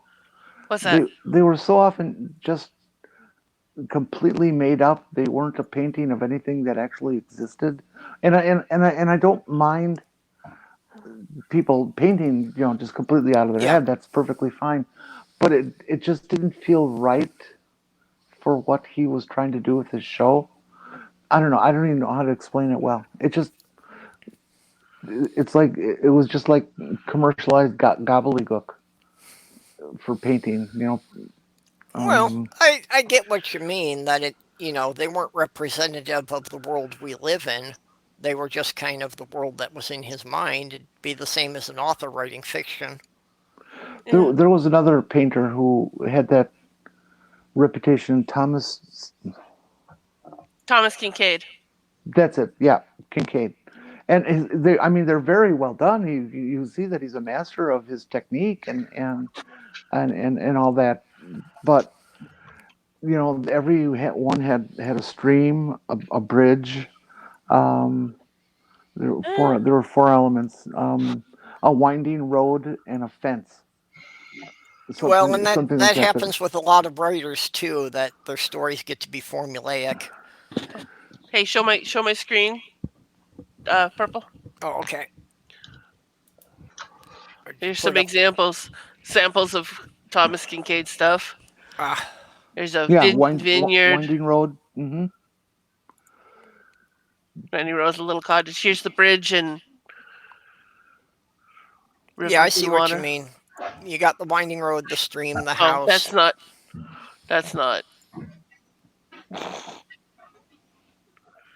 Yeah. It's the kind of thing that would make you not like you wouldn't want to have a lot of his work around because it's kind of it is repetitive. hmm But having like one piece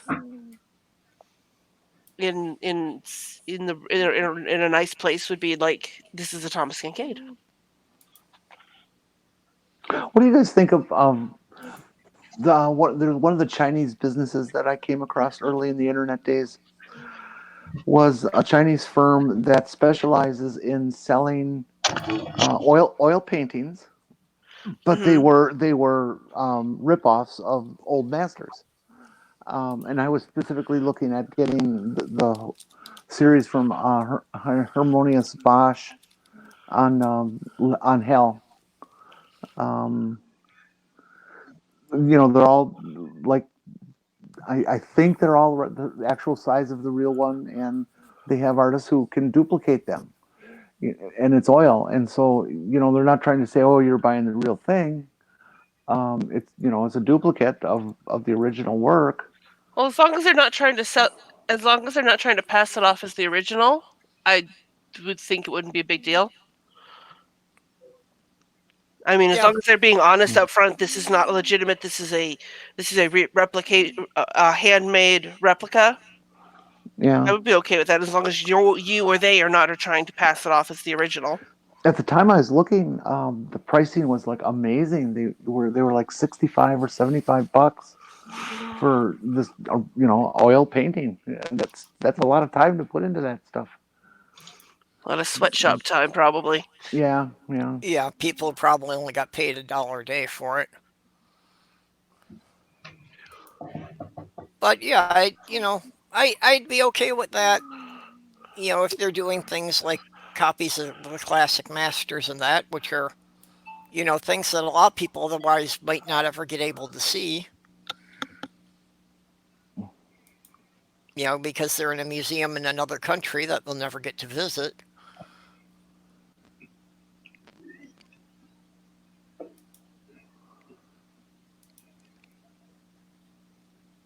Well, I don't know. I guess I kind of wish I would have bought them at the time.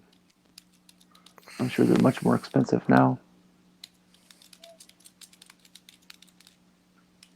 Who's typing? Me. I feel bad. I just went AFK to go wake up my boyfriend to get him ready for work. I forgot he doesn't work tomorrow. Oh. That's cruel. Well, he's been asleep since 6 o'clock, and it's now 2:45. So, Well, it's Did better that you he's say stay you on the sent someone schedule. else to do it? huh? Did you say you sent someone else to do it? To do what? I'm To wake him confused. up?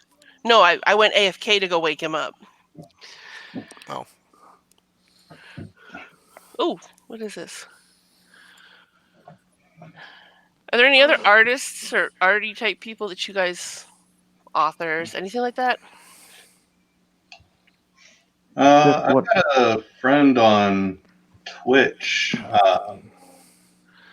who does some artsy stuff. Let's see. Nobody I follow for art is streaming. Yeah, I don't really do much Oh, here we go. art, Let's see. but I'm just not nearly as visually oriented as most people are. So I actually feel it's something I've missed out on. I can see that other people get a lot more out of art than I can, and it You and me actually is both. something that makes me feel sad at times. That I just feel I don't seem to have whatever mental process is needed to enjoy it or appreciate it as much. I don't. I can kind of see what you're saying. Like these people that always talk about the this, that, and the other of the art, and I'm just like, I don't get it. What are you seeing? Okay, Doc Fearson is asking if you've ever heard of David Rottinghouse. Haven't heard of him, but I'm gonna Google him right now. Hey, Perp, I just put my artist friend, the link to her Twitch in the private chat. If you could swing that over. Oops, I should probably put that as one word, otherwise it's gonna give me. Rotting Hoss. Okay, somebody will have to test this one and make sure it works, because all I can do is cut and paste it. Let's see. It should be the whole link. Yeah, that's the whole thing. Yeah, okay, I was just concerned that if it possibly had truncated part of it because the line wasn't long enough, I might not have gotten it all. Nope, that's the Okay, whole thing. so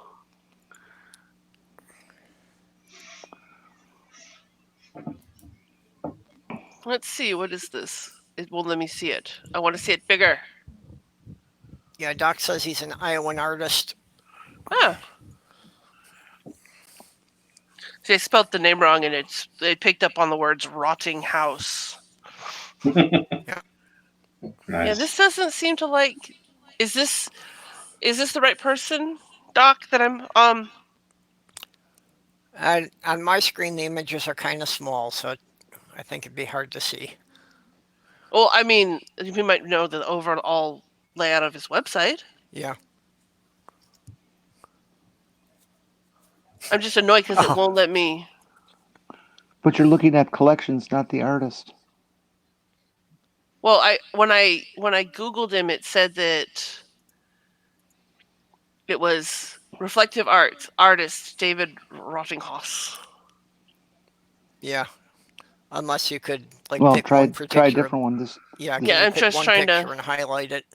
That's what I'm trying to do. Oh, there it goes. It's a little bit bigger. Oh, that's his watermark over it, which makes sense. Yeah. No, that's not what I wanted to do. Yeah, and Doc's yeah, using but his the phone, artist so is if I Fred can't see it on Thomas. my screen, Doc's not going to see anything at all. Oh, yeah, no. No, get up. Find a different site. This is a Yeah. Well, Doc, Yeah, commercial Doc says he selling. Doc said I hate his crap. He sucks. is he being facetious though? Yeah, he's got a little smiley face by it. Let me see if this is okay. Here we go. These are. These say they're by. Oh, I just want to see the picture. Let me see the picture. Eh, it's gonna let me get any bigger than that. Yeah. Oh But yeah, it looks. this is just McDonald's of the art world. Oh right, Doc, you're on a phone. Yeah. Although for next Wednesday afternoon, I did pick for the topic about lesser known authors. If everybody could, come in and talk about an author they like that probably is not known in the mainstream, I mean, or I got to maybe read a somebody who book. hasn't had a book published recently, so people may not have heard of them. So this is somebody. I'm showing you pictures of somebody that I'm waiting on a commission from her. Her name is Empress Kaiju. Taju Kaiju. I hope none of this is bad stuff. Well, she did have a listing for DeviantArt. Yeah, I'm on DeviantArt. I'm just trying to. Okay, here we go.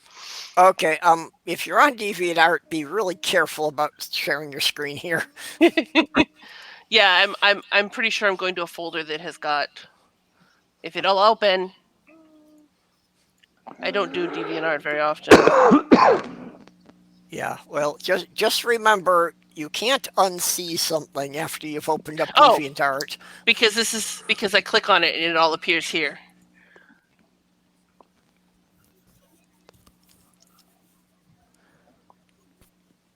Yeah, I just things like Disney princesses are not safe to search for on that site. I would imagine. So this is I'm trying to see because I think. Ooh, here we go. That's still Hey, okay. it's Cheshire Vic. I bet she's got DeviantArt somewhere.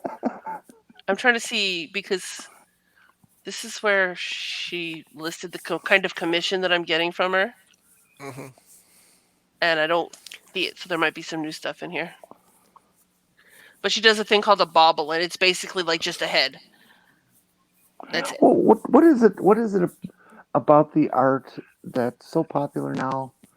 Um, where it appears to be in Oh, an anime style, and it's combining, um, almost always combining women with an animal.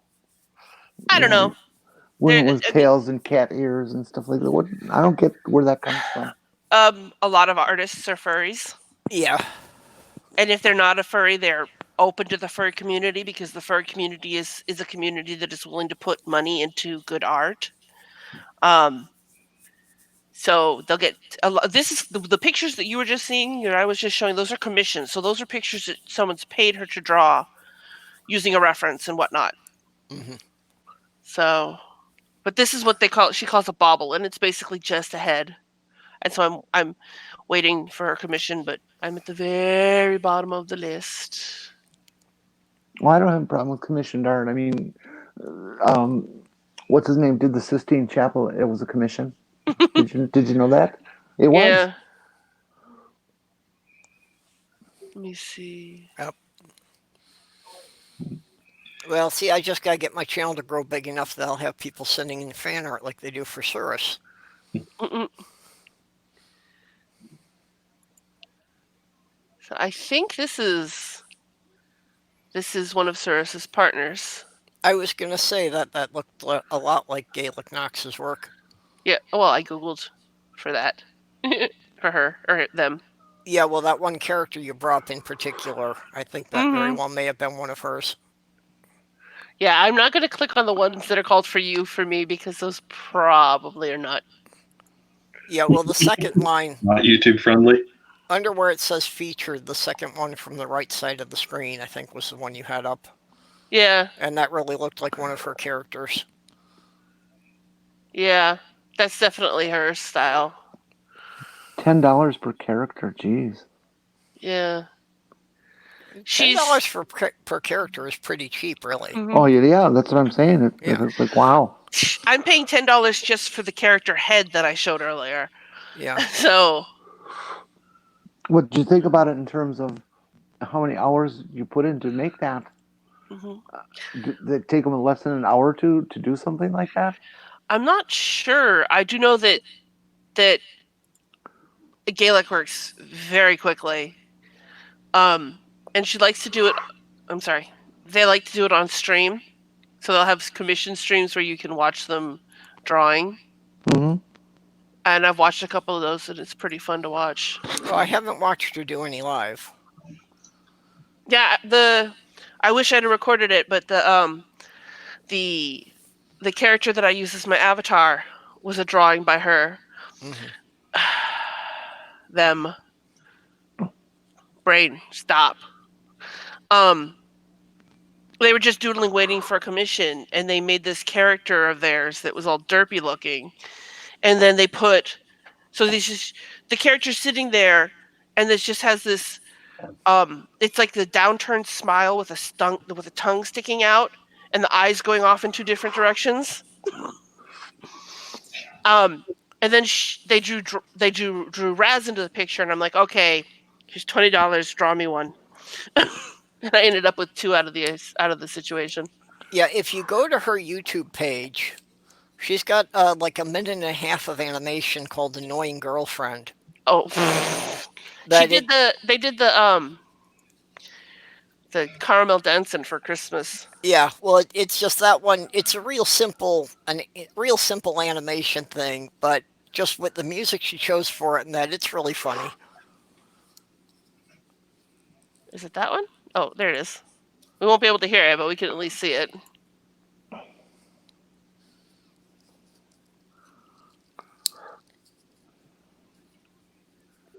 Yeah, without the music, it definitely loses something. Yeah. Their YouTube stuff is fairly short. Some of them are. Oh, this one. This one right here. The thumbnail right here. It says it's called Cirrus Bangs Ocean. And then this is all it is. And every time he squishes them, there's this squeaky noise. And then as the eyes open, it's this sticky Yeah, noise. That's I'm gonna try and stop this because I don't know who this is. it's rather funny how the canon of the channel has evolved there because Ocean is actually a good bit taller than Cirrus, but he shows up as being this tiny Tiny character. thing. Yeah. Yeah, it's pretty funny. I mean, you notice that he's in the. Well, you mean I maybe want to see. we I want can't. to see that. I want to see that cat one that says "for me" below it. That one. Yeah. I want to see that. Okay, I'll make it bigger. Oh, it looks like a civet. There you go. That's kind of pretty. Mm-hmm. It's a little more realistic than. Yeah, on the very mild side of anthropomorphic animals, more like what you'd see of a Aesop's fable type creature. Giving them an art shout out, and then let's see. Who else? Who other artists do I know? What is a Ko-fi? It's a website where you can basically buy them a cup of coffee, and it's just another donation site. Oh, okay. Yeah, it's basically like a tip jar for YouTube artists. Mm-hmm. Here's another artist that I follow. Let's see for something complete. Art. Here we go. She's got this cute little. Oh, that was a link and not pictures. Yep. Pictures. Give me pictures. I tried to figure out how to use Snapchat today. Oh, why? I have no clue. Just I can't figure it out. Yeah, it took me a while with my sister, and then Snapchat decided to delete my channel, and my Snapchat didn't like that I changed phones. And then I'm like, I'm done. I'm not doing this anymore. I've never used Snapchat. I've wound up on Tumblr a couple of times accidentally because I was looking for images and wind up clicking on the wrong thing and wound up on there. Not really interested in learning how either of them works. There's some examples of her work. I guess that one in the middle is a little vampire. I got something we can talk about. Okay, go. It's good because Bubba's here, and you guys are also smart. So, like, I know this atheist person. Been an atheist for like long time, since they were like 15, and is started to get involved with this person who is religious. How does that work out in the end? Well, what, you mean like a romantic relationship? Maybe. It depends on the individuals involved. I know some people who have had mixed faith relationships that they manage it fine. Yeah, my boyfriend's Christian. But does he actually attend church? No. Well, see. He doesn't attend church. He doesn't seem to do much of anything related to it. But like if I get too anti-religious chatty, he'll get pissed at me. And then it's like, okay, fine, I'll stop.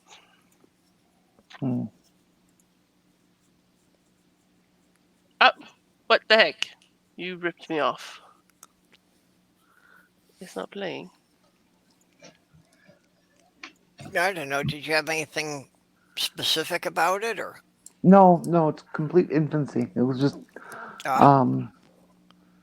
I met this person and we've chatted for a while and they're interesting, and then they quite deliberately, when I made a atheist kind of comment,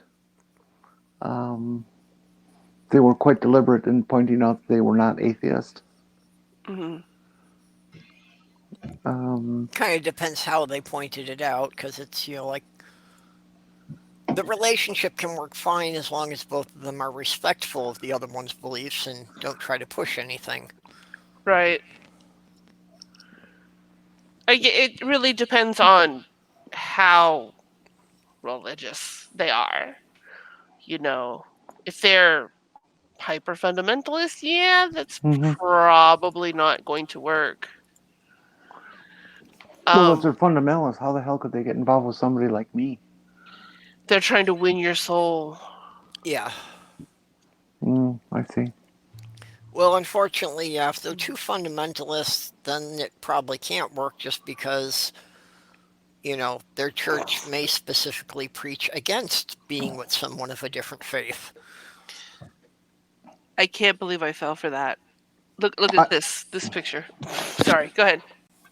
Oh, I see the 3 X's, the 3 A's now. Yeah, and then also, like, in the background, there's a satanic symbol, and there's 666, and there's horns on her face. Her head. Yeah, but, they're probably counting on that it'll be a good joke for the people who notice it, but realizing that the way people flip through things and the size of images, that 9 out of 10 people aren't going to notice. Premarital sex and alcohol killed my grandfather. And this is the actual. Wait. No, that's the same one on a.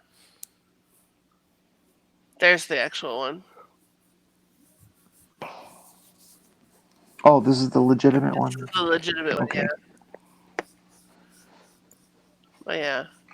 Oh yeah. They fooled me. Well, I can see the image was a pretty good knockoff. And if like you're just scrolling like I was. Right. Well, I that's what I mean. That the rate people go through them, most I people probably wouldn't have noticed the picture was different. I did that to a local television station. This is way back in ancient days, before the internet. Um, a local TV station, Channel 4, which was the NBC affiliate in town, and that also owned a local newspaper, a couple of radio stations. They're big for a local station. They're quite powerful, very good quality station technically, and all this kind of stuff. But they brought on in late night television slot Rush Limbaugh when he was doing his television thing, Ugh. and I just this was very early in the Rush Limbaugh days of his career, and it was just I was just livid that they would put that on. And of course, they had the usual disclaimer of, "Oh well, this isn't necessarily how the management of this company feels." And I wrote them a letter back. Bullshit. If you're putting this on and taking money for it, then you think it's okay. And if you think it's okay, you are subhuman. And that kind of attitude. But I had gotten a copy of their letterhead, and I duplicated it. um, in Photoshop. I was a pretty advanced Photoshop user compared to most folks because it was like version 1. And I could make a document that looked perfectly like theirs, except instead of being channel 4, I made it channel 2, um, and changed the motto that they had up there to be very racist Oh. and sexist and all this kind of stuff, like Rush Limbaugh would like. And I sent it to, and boy, did they get upset. Oh, they wrote me a cease and desist letter back, Who and did you send it to? I sent it right to the station, Oh. to the um, general manager of the station. Hmm. But yeah, they did not take any humor in that at all. Yeah, most places don't have a great sense of humor. Yeah, well, I enjoyed it very, very thoroughly. Yeah, I think I have to stay away from that topic because I don't want to discuss my criminal record. Oh, it's one of like my favorite joke lines is, and I admit to not creating this. I saw it on a TV commercial, um, where when the time's right, you just fit in the line. I just can't go back to prison. Um, People give you a strange look.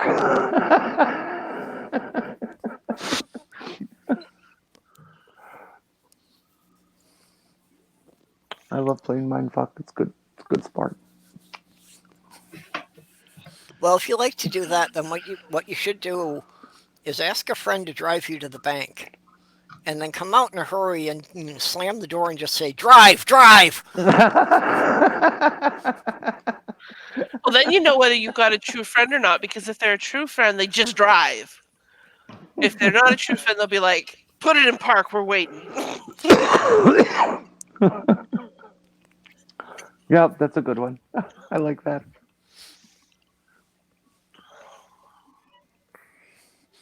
A friend will give you a shoulder to cry on. A true friend will help you hide the body. Yep. What is it? There's this one that I have that says, let me see. See, it says, "When you are sad, I will help you get drunk and plot revenge against the sorry bastard who made you sad. When you are blue, I will try to dislodge whatever is choking you. When you smile, I will know you finally got laid. When you are scared, I will rag on you about it every chance I get.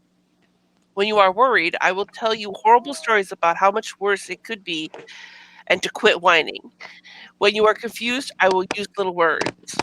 When you are sick, Stay the hell away from me until you are well again. I don't want whatever you have. When you fall, I will point and laugh at your clumsy ass and then think about helping your dumb ass up. And then it says, "This is my oath. I pledge to the end, blah, blah, blah. Friend. Remember, a good friend will help you move. A really good friend will help you move a body. Let me know if I ever need to bring a shovel." Yep. I've always said that if you see me doing anything that could get us on America's Funniest Videos, put down the fucking camera and help me.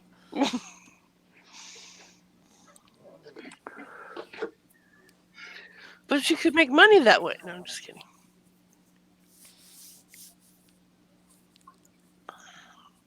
If I'm going to lose a limb, I can make more money than what they'll pay for the video. That's true.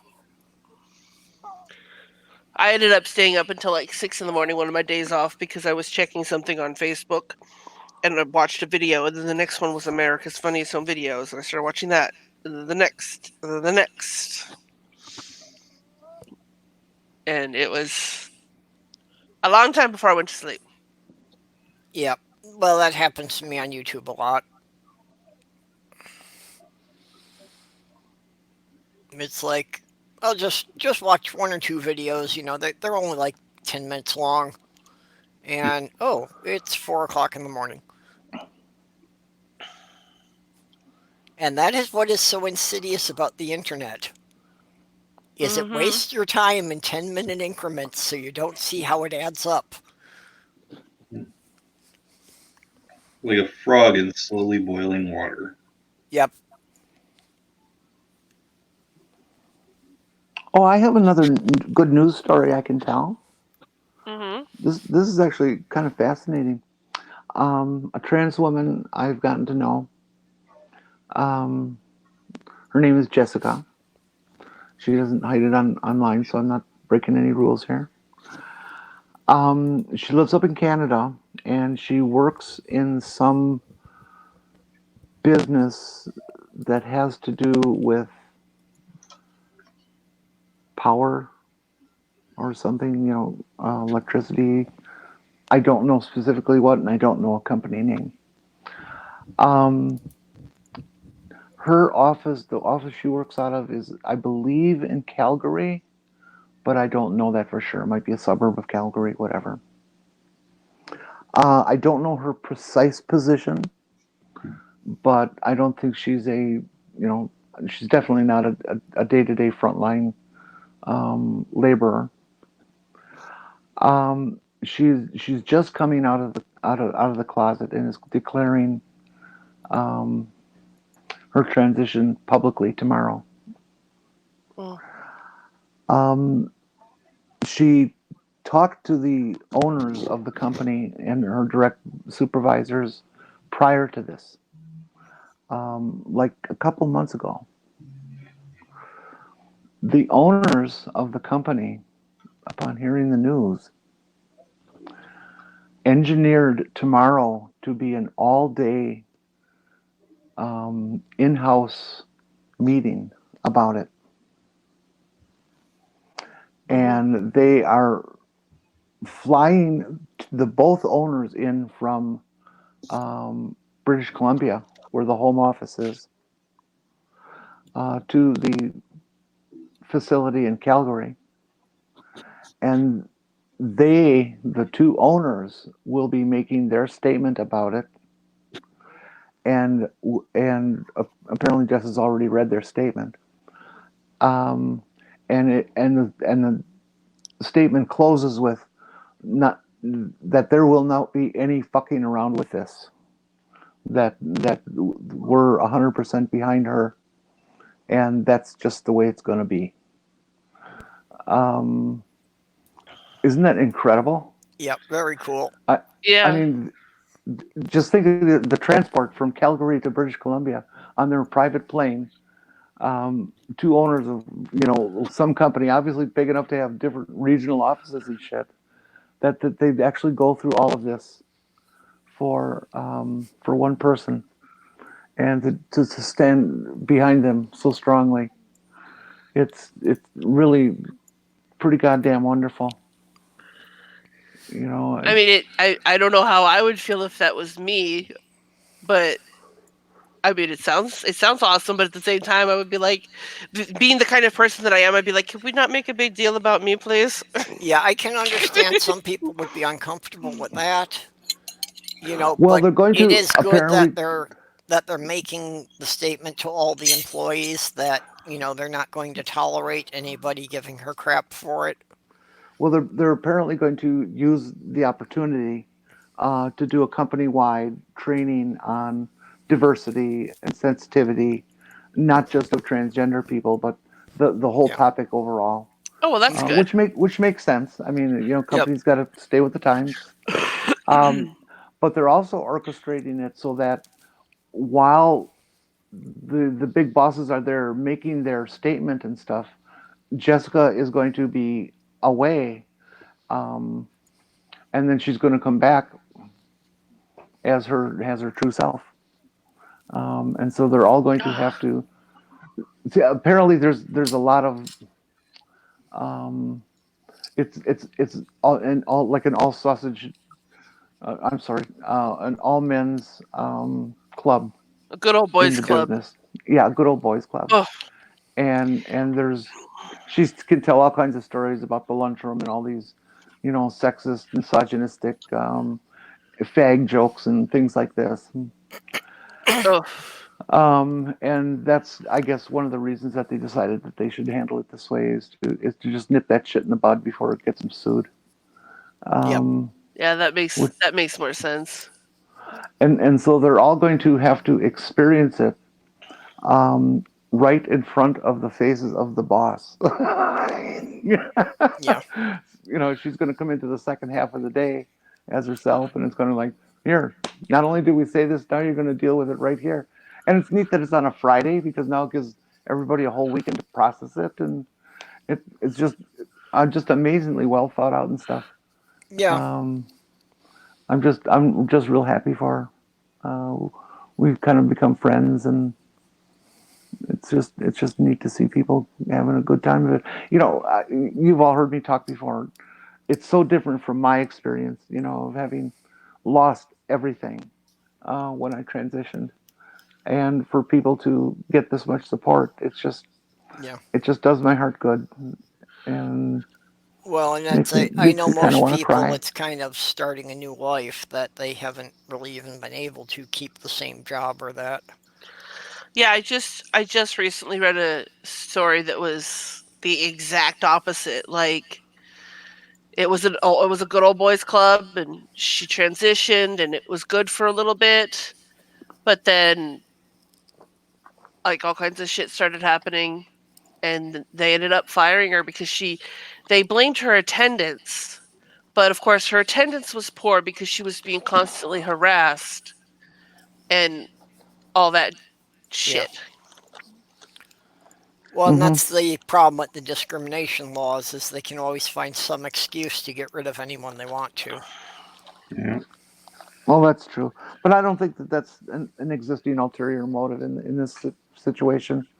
I can't see a company willing to spend that much time and money and loss of productivity Oh, to no, set no, up we weren't to set speaking up to the one some. you were talking about, no. No, I understand that. I'm just being defensive of her Yeah. situation. I think it's just a very positive thing.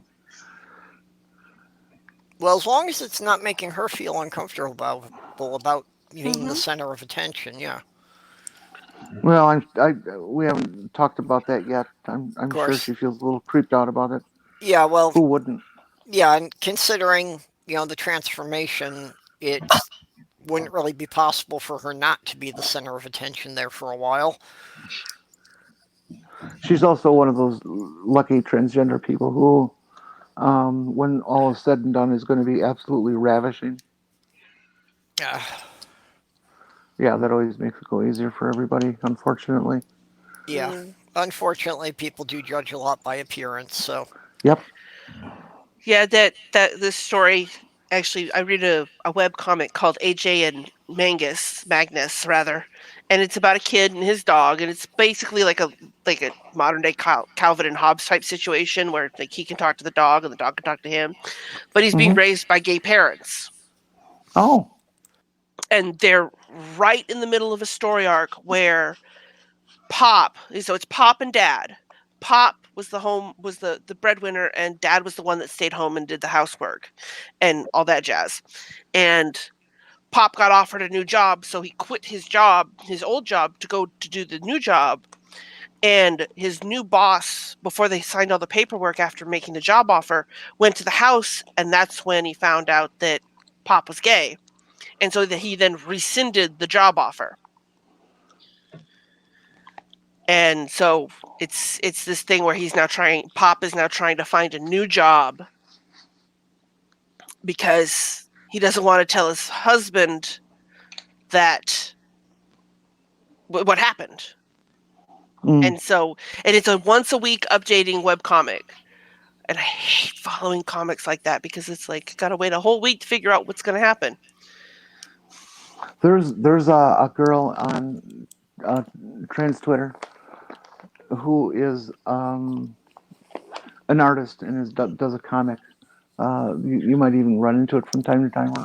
Her name online is Marcy, and she does this little 4-panel comic of just things that happened to her in her life, relating to her transition. Sometimes they're really very funny, and sometimes they're very cute, and sometimes they're dead serious. But she seems to alternate it and filter it well enough that it doesn't get droll or only about one topic. So that's neat. I wish I had that fucking talent.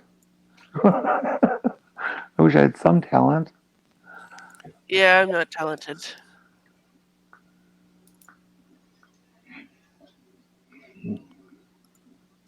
But I'm trying to get to the end of this so that I can show you the most recent page with the boss. His Pop's friend, who's actually either a drag queen or transgender, I haven't figured that part out just yet, goes to see the boss, and it's this is the wrong I was trying to go to the highest number thinking that was going to be the latest page, and I have to go to 1 because 1 is the latest page. But I'll give a link.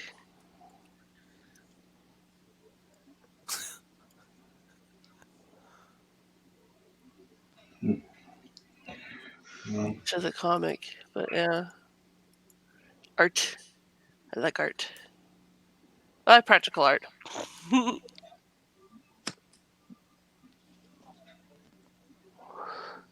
Webtoon.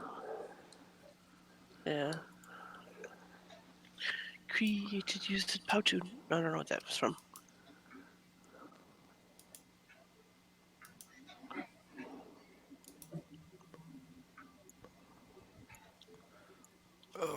Oh yeah, I was on the Webtoon site before. I haven't really followed this stuff for a while though. Oh, I have one webcomic that I follow or two, and I basically credit them for the fact that I'm still here. Because in 2004, between 2004 and 2006, when I split up with my husband and moved halfway across the country, I was really depressed and suicidal. But they were updating quite often. And so the thing that would get me out of bed in the morning was what's going to happen next in Drow Tales and what's going to happen to Dan next in Dan and Mabs. And so it was one of those things is, anything to get you out of bed. Yep. And so those two, like I said, I've always said if I ever struck it rich, those two would get a pretty big donation. But I'm not rich, so I'll see eventually. I don't know. Yeah, I decided if I win the big lotto, I'm going to set up some kind of agency to fund poor people's gender surgery. I'm just so sick and heartbroken of so many folks who they have to live this freakish life because they can't put the money together. One of the things that my mom always said she wanted to do was to set up a mortgage company, a nonprofit mortgage company, where you've got poor families who were taken advantage of by the subprime mortgage, blah blah. I don't know, Mm-hmm. and basically pay off their mortgages and basically refinance them down to a manageable um, payment rate Yeah, with Did with more flexible um, payment options. Did you see that one that is something I think the government should have stepped in and done, but Hmm. that stunt that John Oliver pulled on their show? No, They what did he do? they were talking about medical debt, Hmm. and his style and how they could make such yeah, excellent comedy out of a deadly serious topic. And so they're talking about medical debt and all this kind of stuff, and the numbers and um, collection agencies and insurance and blah blah blah blah blah blah blah blah. And at the end of it, the punchline to the whole thing was that they acquired some like $2 or $3 million worth of medical debt from various people by way of a collection agency, basically buying the debt from them. Hmm. Um, that when a hospital has debt that's not being paid, they sell it to a collection company, yep, and for X number of pennies on the dollar, or whatever. And so the hospital's gotten their money, and now it's just a bunch of shysters trying to rape whoever they have to rape to get their money. yeah, And I guess the John Oliver folks were able to really muscle the debt collectors and drive their price down that they would take, so that they made virtually nothing, and they were able to get this huge sum of medical debt for pennies. Like they spent like five, $10,000, $15,000, $20,000 for all yeah. this medical debt, and then just tore it up and threw it away. Well, yeah, it shows you how much the prices are inflated by the hospitals and that. No, no, no, no, no, no, no, That no. That's not no, what it no, was no. showing at You're all. yeah, I It know. was it was showing that we can do this. That if we all put ourselves together, we can get all these people out of trouble. Yep. No, you're jumping ahead of me though. But that's what I'm saying is that the reason that the hospitals that the debt collection companies can get this so cheap is that the hospitals can sell the stuff off for 10 cents on the dollar and still have covered their cost. Hmm.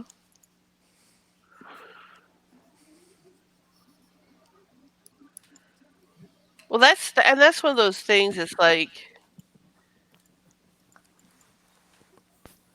start up well, that one probably wouldn't work.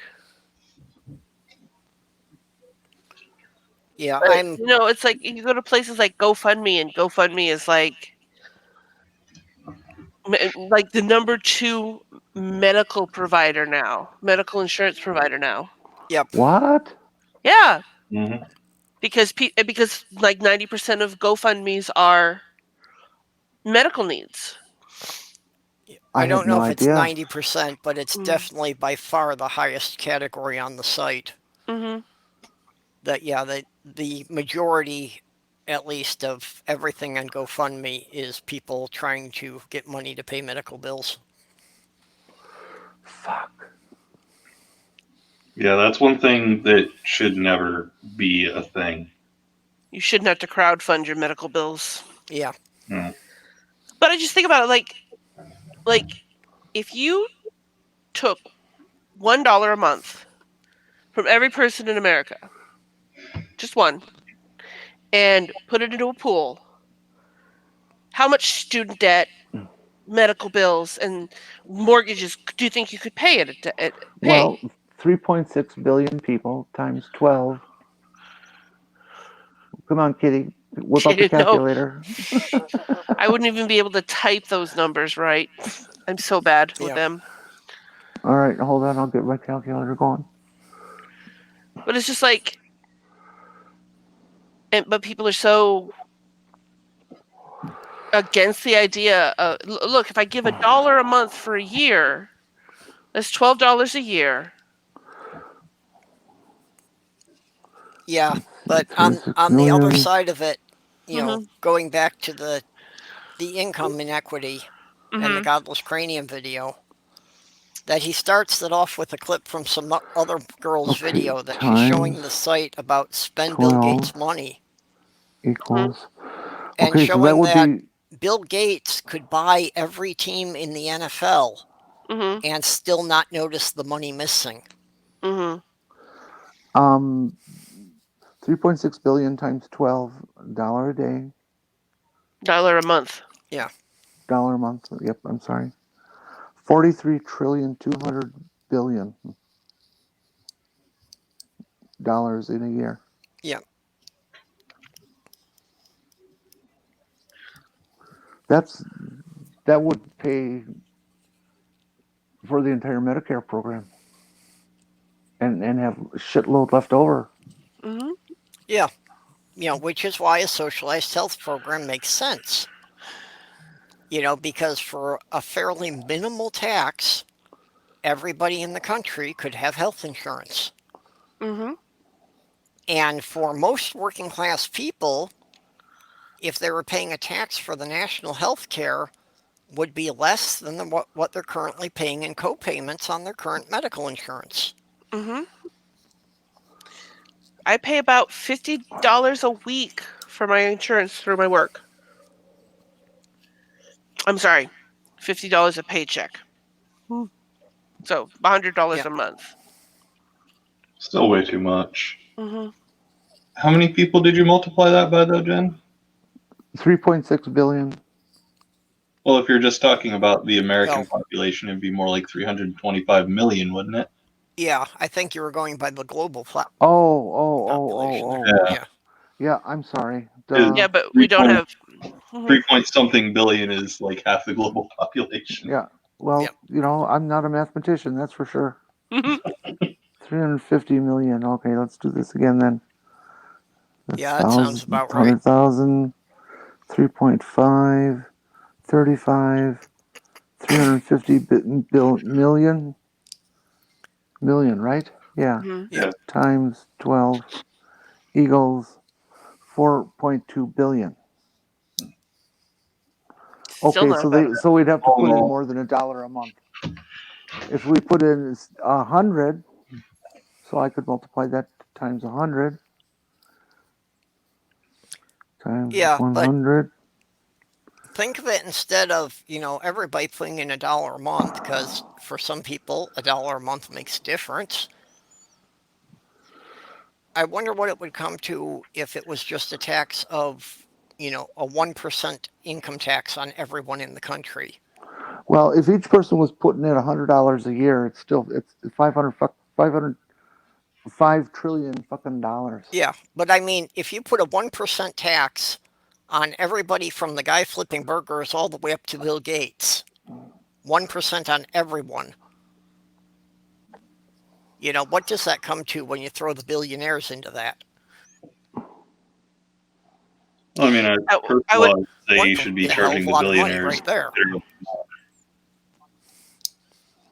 Well, but there's so many tax opportunities that would not even touch anybody who makes less than $1 million a year. Hey, That Dora. it's just ridiculous. I mean, Social Security. Everybody, that's the big thing that the millennials love to say.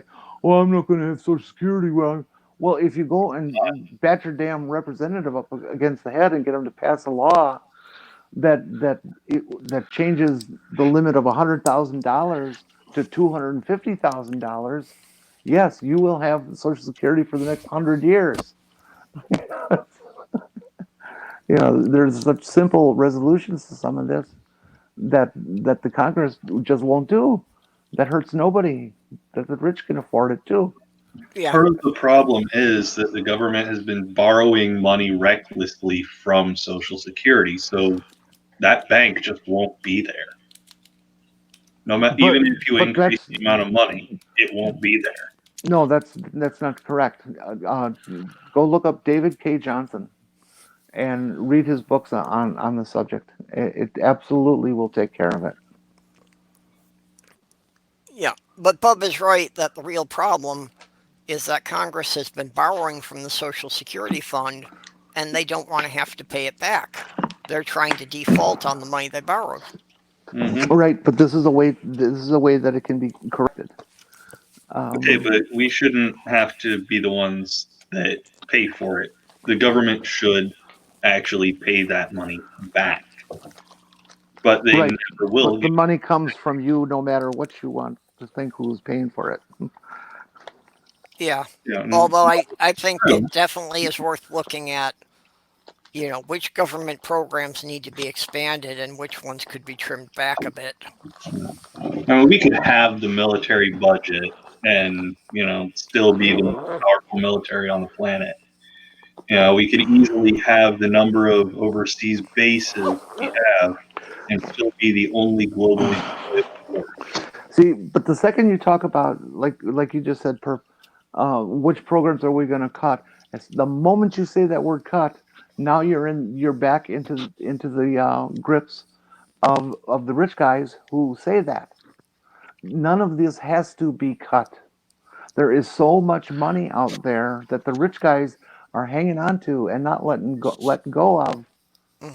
that it can rectify all the Yeah. problems. But like Bub was saying, the military is the first example everyone goes to, and I think that's accurate. That, Well, it's certainly do the we biggest really budget. need as big a military as we have? No, and quite often the military doesn't ask for most of what it gets Yeah. because they don't want it or need it. I think I wouldn't have nearly as much of an issue with military spending if more of the money was going to the soldiers themselves, to the aftercare, Well, yeah, and to that's you have to funding the break down the VA. military budget. That yeah, the VA should be getting more money, but do we really need quite as many Navy ships? No, especially when I mean, okay, we're constantly improving our Navy and Air Force and everything else, which is great, but pretty much everyone else on the planet is dealing with aircraft and ships that are what 20 years older than what we've got that Yeah, we use. So it's totally needless, you know. yeah. And honestly, the military does need to be cut, and I'm saying that as a military veteran. Well, and when you think about it, like, take a ship in the Navy, take a destroyer, that you're not just talking about the cost of building the ship, but then you're talking about a crew of what, 300 to 500 men that, have to be outfitted and supplied, to be running Uh, that ship. the shit ton of money it costs to maintain. It's honestly not worth it at a point, and the U.S. military kind of trips over that point very early on. Yeah.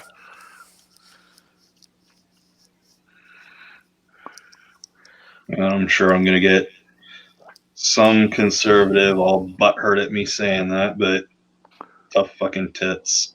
And Oh, unfortunately, military spending increases are the one thing that Congress will almost always pass because there isn't almost a single always. state in the union that doesn't make money off of some military contracts. So Hmm. it's the one thing that they can all agree to do the okay, you scratch my back, I'll scratch yours. So you vote for this one, I'll vote for one in your state. Well, if you want to look at budgets and the kickbacks to the locals, that's certainly true. There's no two ways about it. Military budget has a lot to do with the local economy. So Yeah, it does. I But why do we have to spend it on military, weapons, death. Why can't we spend it on science? Yeah, or why can't we transfer that money to paying to build up the infrastructure in the same area? Mm-hmm. So I just did a little bit of math. According to the Stockholm International Peace Research Institute, our percent of our spending, I think this is billions, is 649, which combined with the next 8 countries, it takes the next 8 countries to meet our spending. Number 2 is China with 250 billion. And if you take China, Saudi Arabia, India, France, Russia, the UK, Germany, and China, then you have about what we spend. Yeah, Yeah. And by the way, of those next 8 biggest military forces in the world, what is it? 5 or 6 of them are our allies. yeah, Yeah. yeah. France, Russia, I think that. UK, Germany, Yep, the UK, Japan. Germany, and France fall in there. It's absurd. Okay, here's another one or another idea to think about. You see on the net over the last few days, there's been a little blurb going around about an asteroid that they have found that they are making plans to mine um, because it is just absolutely loaded to the gills with gold, platinum, diamonds, and a few other metals that Okay, I are guess I just haven't seen that one. absolutely invaluable in the quantities that are so big. Basically, everybody on Earth could be a billionaire. Yeah, but then money would kind of mean nothing. All at once. Everyone was a billionaire. Well, okay. Would that be a bad thing? What I'm trying to say is that the cost of bread would go up. Yeah, basically, it's the same as if the government started printing money. What you could buy for each dollar would go down. Yeah, it could potentially actually collapse the economy. If you make money unimportant, but it's still the the thing that buys and sells materials,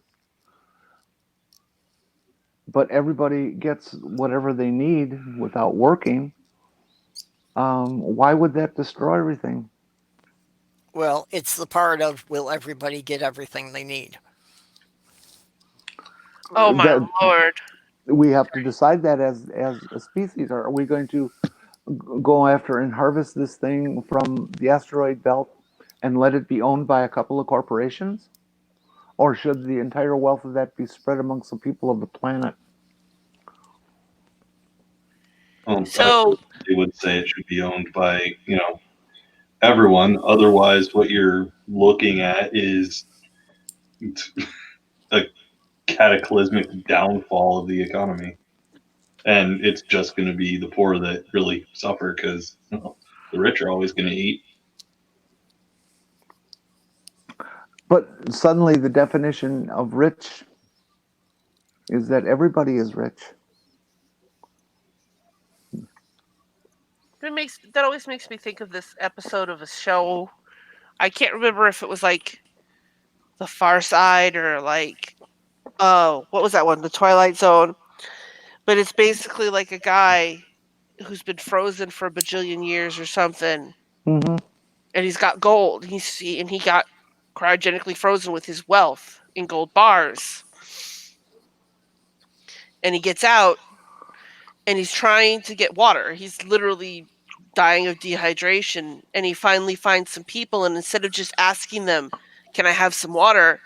he sits there and makes a big deal about saying he's going to pay them for the gold, and he starts trying to give them the gold without telling them what he needs is water.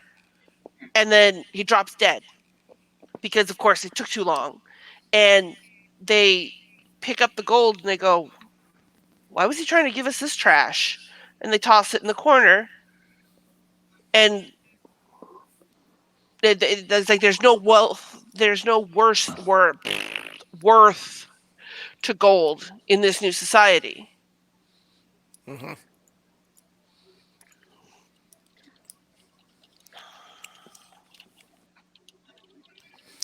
They had an episode of Star Trek: The Next Generation that dealt with that too, about some people who were like on a cryogenic ship or something that they found, and thawing them out. That one of them had been a billionaire, and trying to explain to him the concept that since the replicators could produce everything they needed, there was no point in money anymore.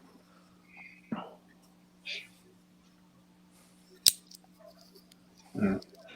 Well, I mean, unless we have a massive overhaul in our economic system, it's not going to be that utopian kind of thing. It's going to be more along the lines of cartoon from it was a newspaper cartoon from post World War One Germany, where a German woman was carting a wheelbarrow full of money and comes back with a single loaf of bread.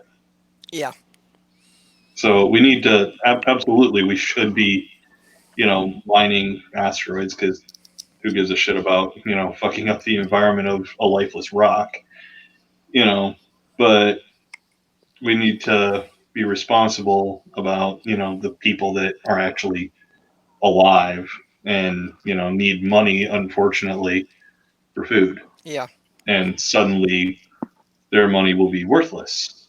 yep, See, for me, it is absolutely morally reprehensible for there to be that kind of dollars that they're talking about in this asteroid, to have that infused into the economy, and that it only goes to the people who invested in the technology to achieve it. That the volume of the wealth is so great that it can resolve all the financial issues of the entire planet and still have profit of unbelievable amounts to the people who invested, that it is just morally reprehensible not to do that. I would like to see them try to run the numbers on it. Mine's better than me with this kind of stuff. yeah. There's Which some stuff in the side chat relevant here. Doris saying in the Netherlands that the median income tax is about 35% of income, but then that covers all their medical coverage. And in the US, most working class people are paying 25-30% of their income in taxes anyway, and then having to pay for medical insurance on top of that. Mm-hmm. plus their deductible, plus their copay, Yeah, Mm-hmm. yeah. plus So their they'll wind up lifetime paying up. limit. Yeah, if people weren't so hung up on the idea of not being socialist, they could, look at these other countries and realize that they'd actually come out money ahead if they'd allow it. Mm-hmm. And we also have Hans Hansen coming in, so hi. I mean, shit, it's funny because the Koch brothers, I'm sure everyone in the chat is familiar with who they are. Well, let's Um, remember it's Koch brother. One of them died finally. Hooray, hooray. this was back when they were both still alive. Yeah, They funded a study to, show once and for all that Medicare for all system would be more expensive. Backfired badly. It actually showed that we would save something like I don't even remember the damn numbers, like probably 50 to 80 billion dollars over the course of 10 years. It would save if we switched to single payer. yeah. Their Well, numbers said that? Yep, a Koch brothers study said that. They tried to bury Hmm. it, of course, but Okay. I was wondering when the punchline was going to come. well, they failed to bury it because it got out. yeah, because some people who worked on the study decided to show it to someone in the press. And I say good on them for it. Well, and again, I'm gonna bring up this guy's name again, David K. Johnson. If you check out his bibliography of books he's written, he's also covered this topic quite well. He's also had a thing for Donald Trump for decades, um, and pretty much everything that's happening now he predicted. But that's David Kay Johnson. Very, very well worth reading. The guy's a genuine economist and a capitalist. He still speaks the truth. Yeah, well, and there's a couple of good ones out there. I mean, if most of the billionaires had attitudes like Warren Buffett and Bill Gates, we wouldn't be in the situation we're in. Bill Gates said that he laughed at the idea that if the government taxed him an extra $1 billion, he wouldn't notice it.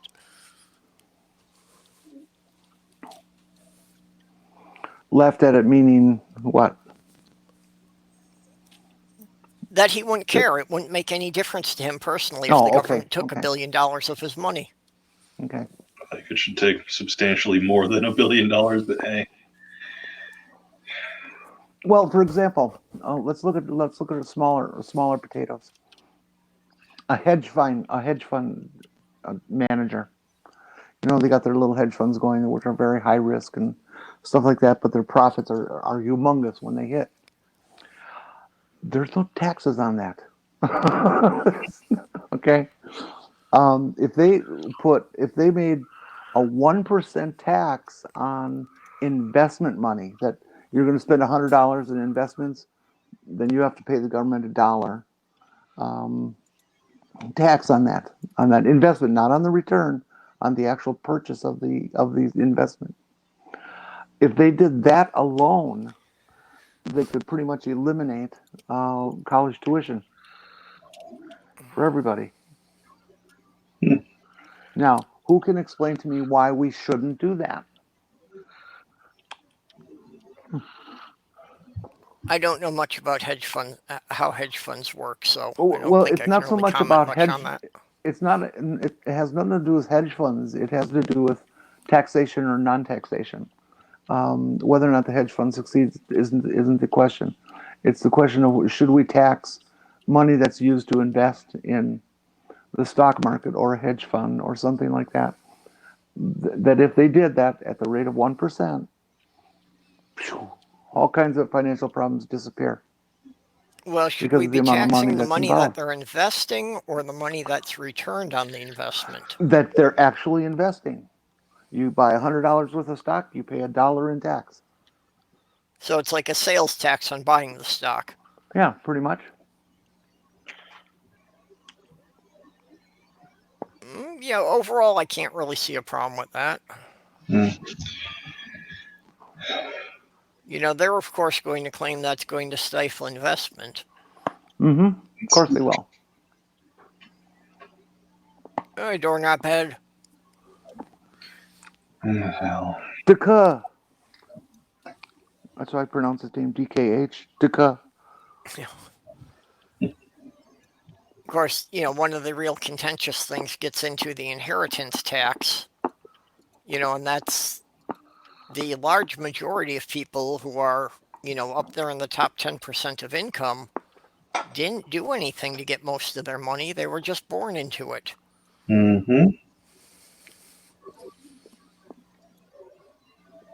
So the question is, should they just automatically get all their money when their father dies? Or, should the government take a share of that? Well, they do take a share. But none of that kicks in until it's over $1 million.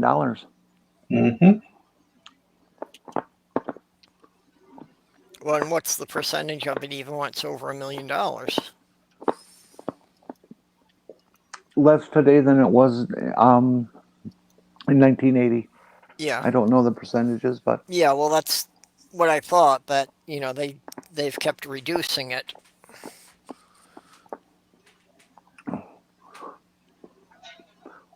All the financial problems that this nation and economy have can all be sourced back to the lowering of taxes on the very wealthy that have occurred since the beginning of the Ronald Reagan era. Yep. There was a time in America where You would look at the percentage of dollars that were put into the system by the very wealthy versus Joe Blow America.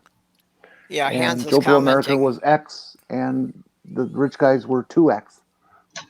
It's reversed Yep. nowadays. Hans is commenting on your suggestion about taxing the stock market, stock exchanges. And he's saying he thinks it would reduce the number of buying and selling in the hedge fund by robots, but he's not sure if that would be a bad thing.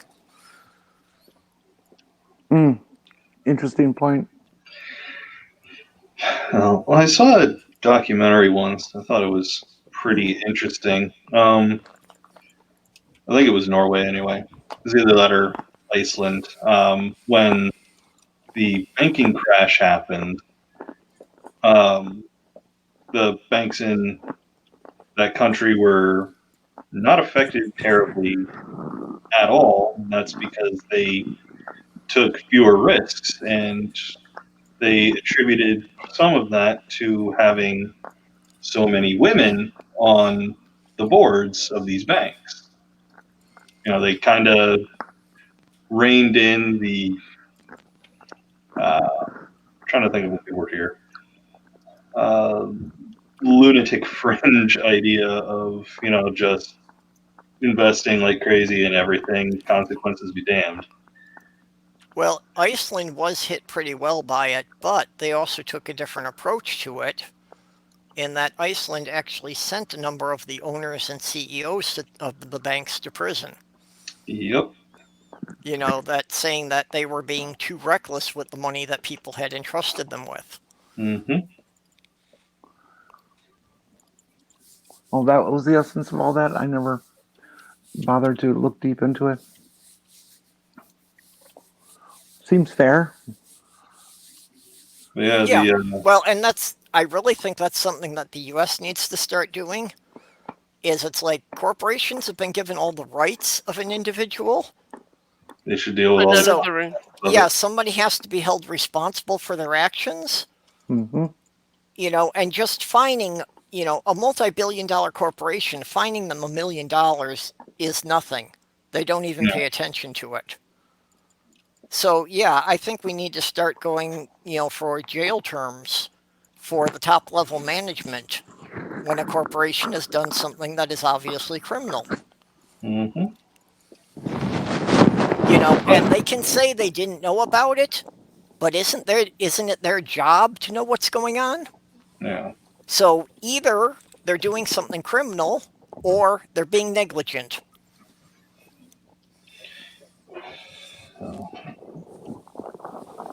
Sorry, I'm getting cranked up here. I'm starting to yell. That was not a yell. Not even close. I approach a yell in tomorrow's criticisms of the Catholic Church, but I don't get quite there.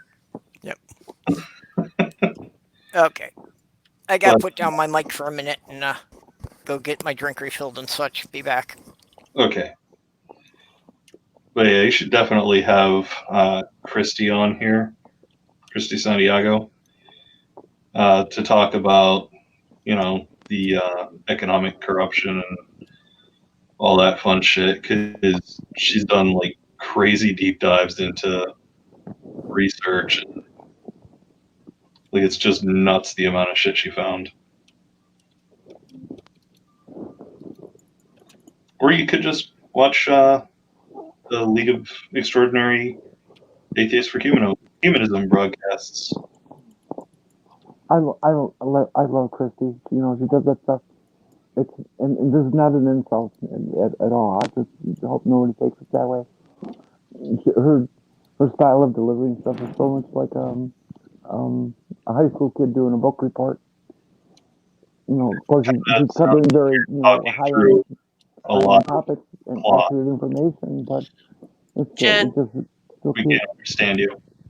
Jen, Oh, you're really, really muffled for some reason. Oh, I'm sorry. Take the thing out of whatever you've put it in. Never mind. It was comforting.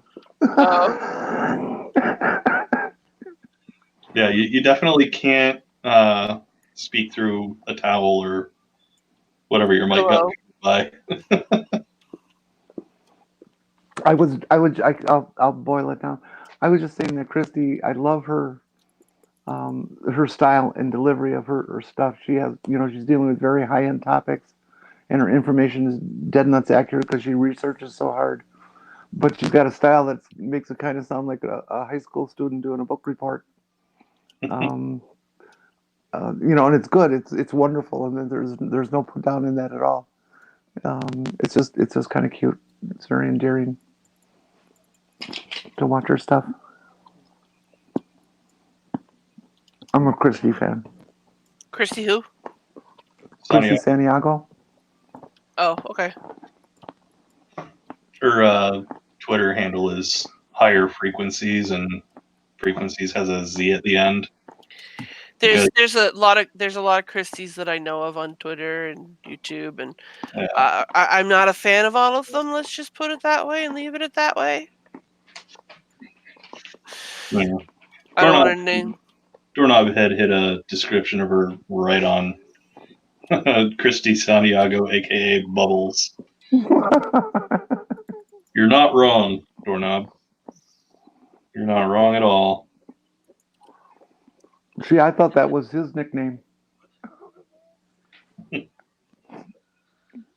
Yeah, no, Christy's a sweetheart.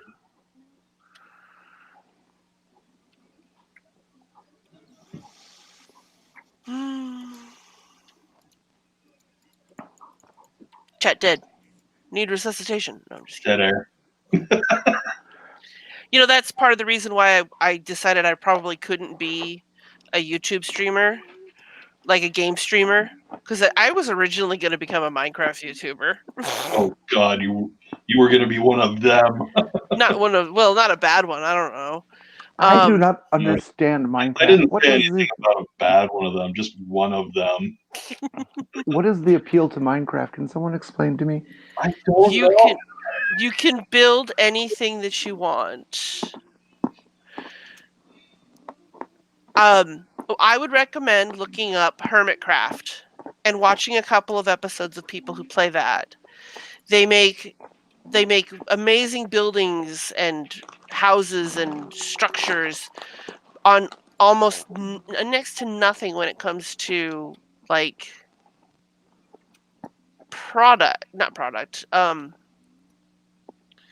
like materials, like 'cause it's very limited in what you can and can't do with it.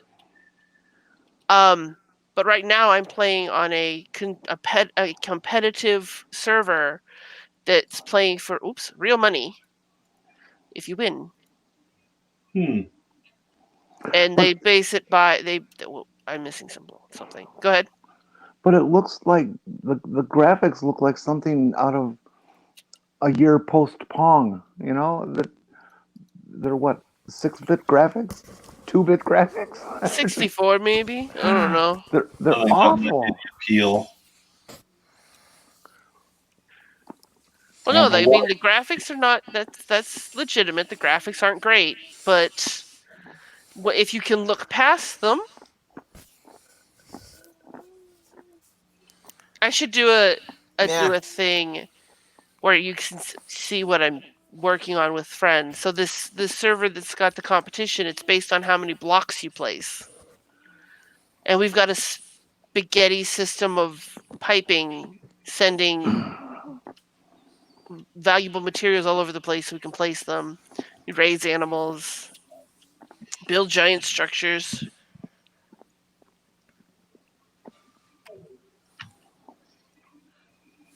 Yeah, I don't get Minecraft, but how do you get the supplies in Minecraft? Do you have to buy them, or you mine them? They're you just collect there. them.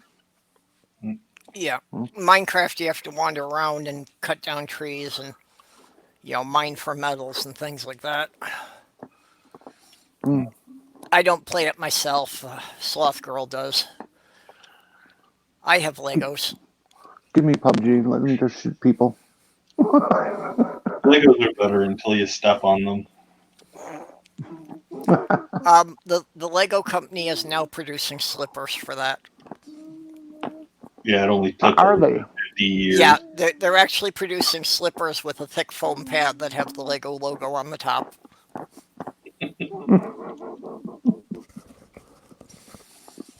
So, but yeah, what was I gonna say? Oh yeah, I have no problem with games with bad graphics. I mean, fuck, I still play on the Nintendo 64.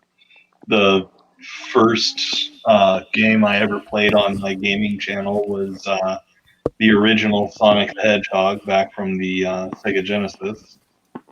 So, Yep.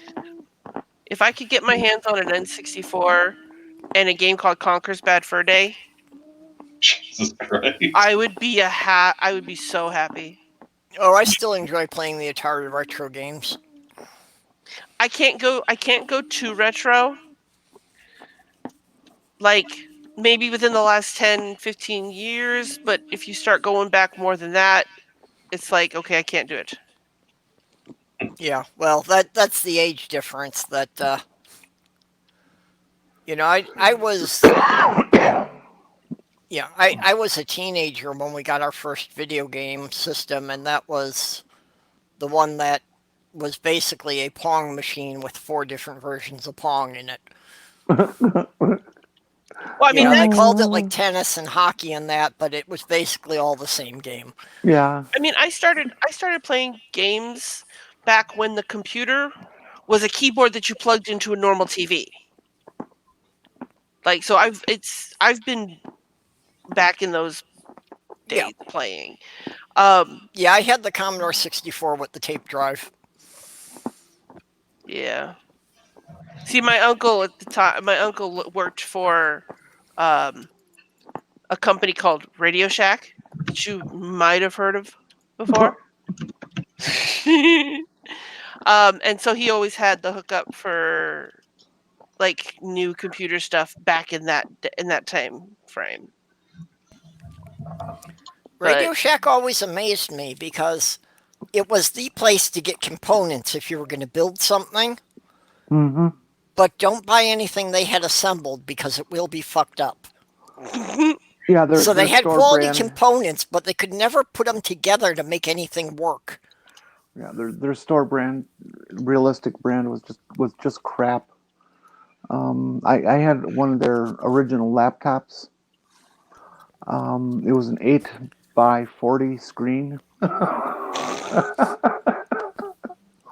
But goddamn it, if I didn't learn how to figure out a way to pass text documents, which is all the damn thing was really good for, from that to a Mac Plus back so in wait, like 84, 85.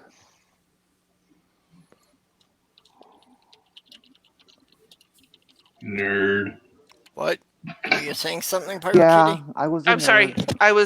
I was talking to my Discord on accident. Like just Oh, so we're playing this Minecraft on a competitive server, and they have these little minions that they do jobs, and we had like 50 of them, and the guy's like 20 are missing. I'm like, no, I put them all right here. Like earlier today, I put them right here. Where are they? And so I was running around the island trying to find these minions. Come to find out, the guy's like, oh, wait, I placed like 30 yesterday, not 10. And so I was running around looking for blocks and items that didn't exist in the game because they were already used. It's like, Excellent. you big old derp. Well, what do I expect from a guy who's decided that his game name should be Stupid Monkey? There you go. I need I to take it he's excuse a myself. I'll be right back. Adult Swim fan. Not sure. Yeah, that's from Robot Chicken. Mm-hmm. Well, I mean, that might not be where he got it. Okay. But yeah, who knows? Yeah, that was always at the end of the Robot Chicken theme song. Oh, that they right, would have right. Stupid Monkey. Because that was the name of the studio, wasn't it? Mm-hmm. Yeah. I mean, of course, I could tell you who knows. The Shadow knows. Yeah, I bet you didn't think I knew about that shit.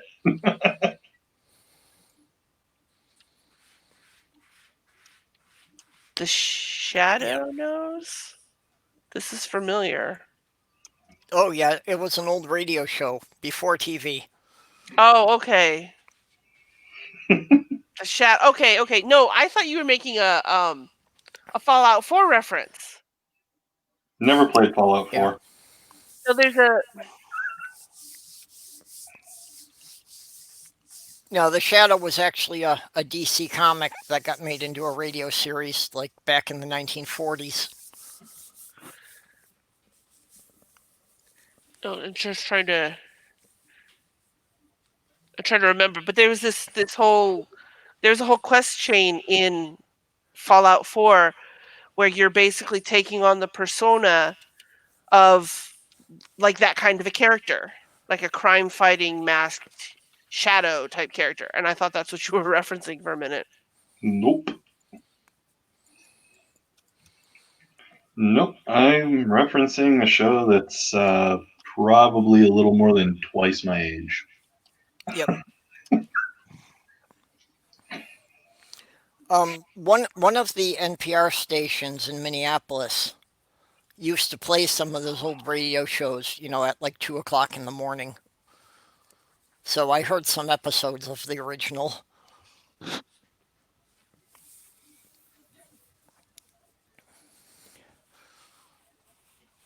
Oh, it was See, called the that's Silver that's Shroud. something I could get into. Like I said, I don't get art. I'm not visually oriented.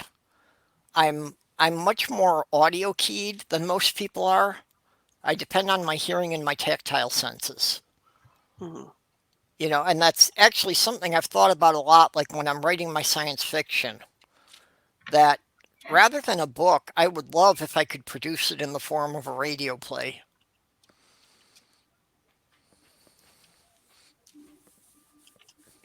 That would be interesting. Yeah, I'd have to get people to do the voice the different characters. Right. But I could kind of get into just doing the sound effects myself, just seeing what I could find around the house to make the right sound effects the way they used to do in the old days. Like the original War of the Worlds when that was broadcast on radio, Mhm. and they wanted to get that eerie sound of the Martian cylinder opening. Mhm.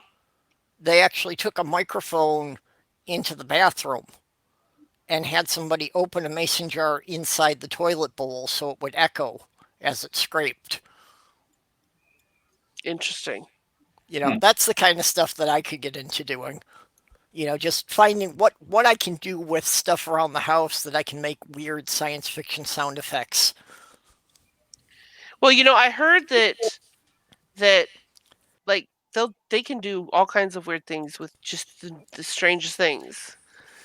Like if you take a cat meowing and speed it up or something. Yeah. Well, I mean, they can do all sorts of stuff now. And I wonder if I could get Mhm. something that would But you sound want it to completely be different just by not doing it electronically. mm, Oh, Doorknob had said The Shadow was one of the first plays he did in elementary school. That's cool.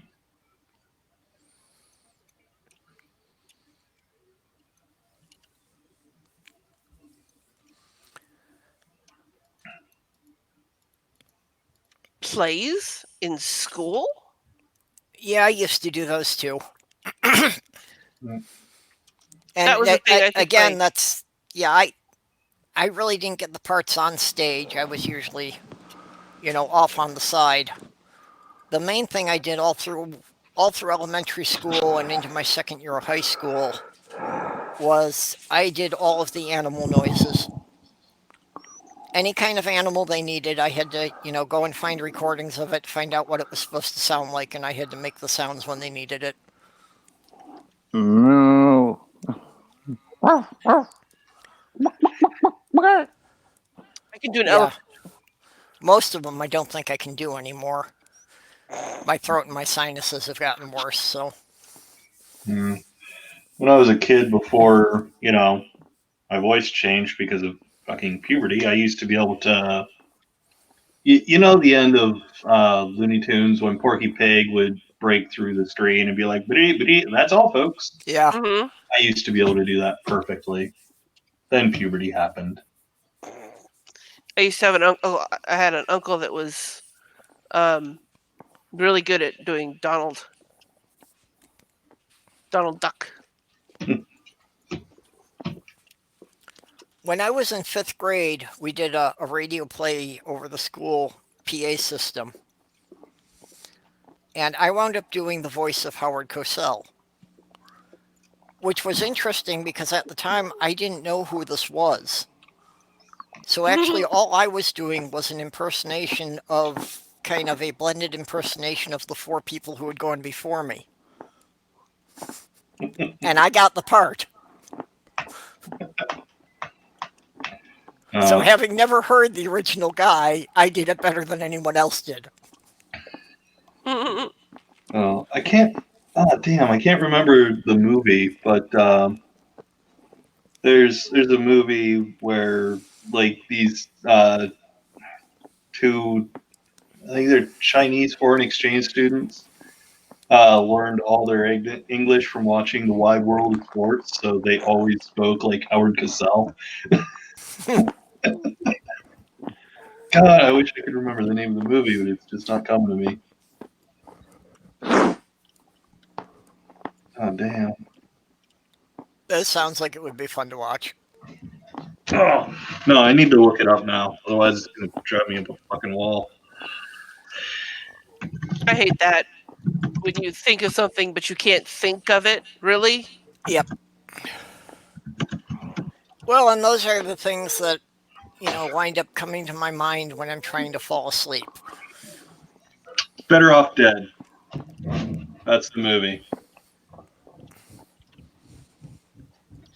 I know I've heard the title before, but I didn't know what it was about. Same. Oh goodness.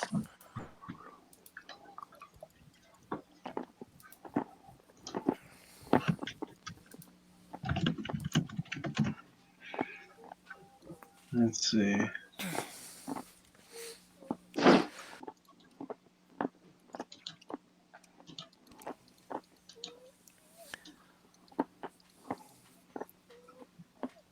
And John Cusack, David Ogden Stiers.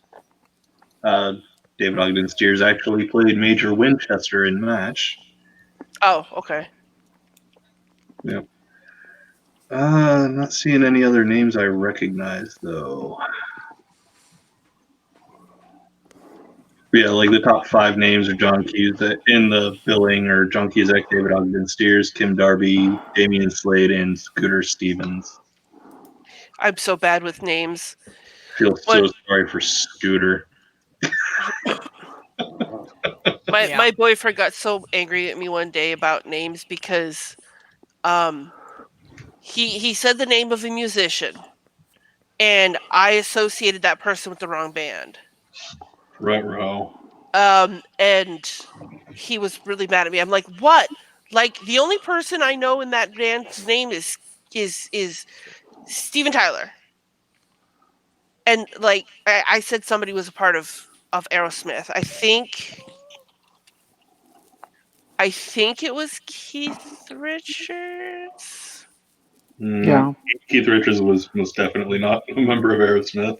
Yeah, no, it was Keith. But Stones. I was there's somebody in Aerosmith that I thought looked like Keith Richards. Yeah. I don't know celebrities at all either. If it's a TV or movie star, I'll remember the character. I won't know who the actual person was. Right. But See, I yeah. want to watch Better Off Dead. Fuck my brain. But it's like when you get a song stuck in your head, the only way to get it out is to listen to it. Yep. Mhm. Now I'm going to have that, but with, cinema. Yep. which is not Well, going and to the be good. reason that happens with a song is your brain's going to keep going trying to find the end of it. So if you can't remember the whole thing all the way through to the end, it's going to keep replaying it trying to find the end. Really, that's interesting. Oh, the brain is a master of completing unfinished tasks. It will work on something in the background without you even knowing. That's why sometimes you get that flash where you go, "Oh yeah, now I remember." You know that something just pops into your head. Your brain's been working on it all that time till it found it and then delivered it. And at that point, it's a surprise if you don't remember trying to think about it. Yeah. It's really And my usual response to that is, God damn it.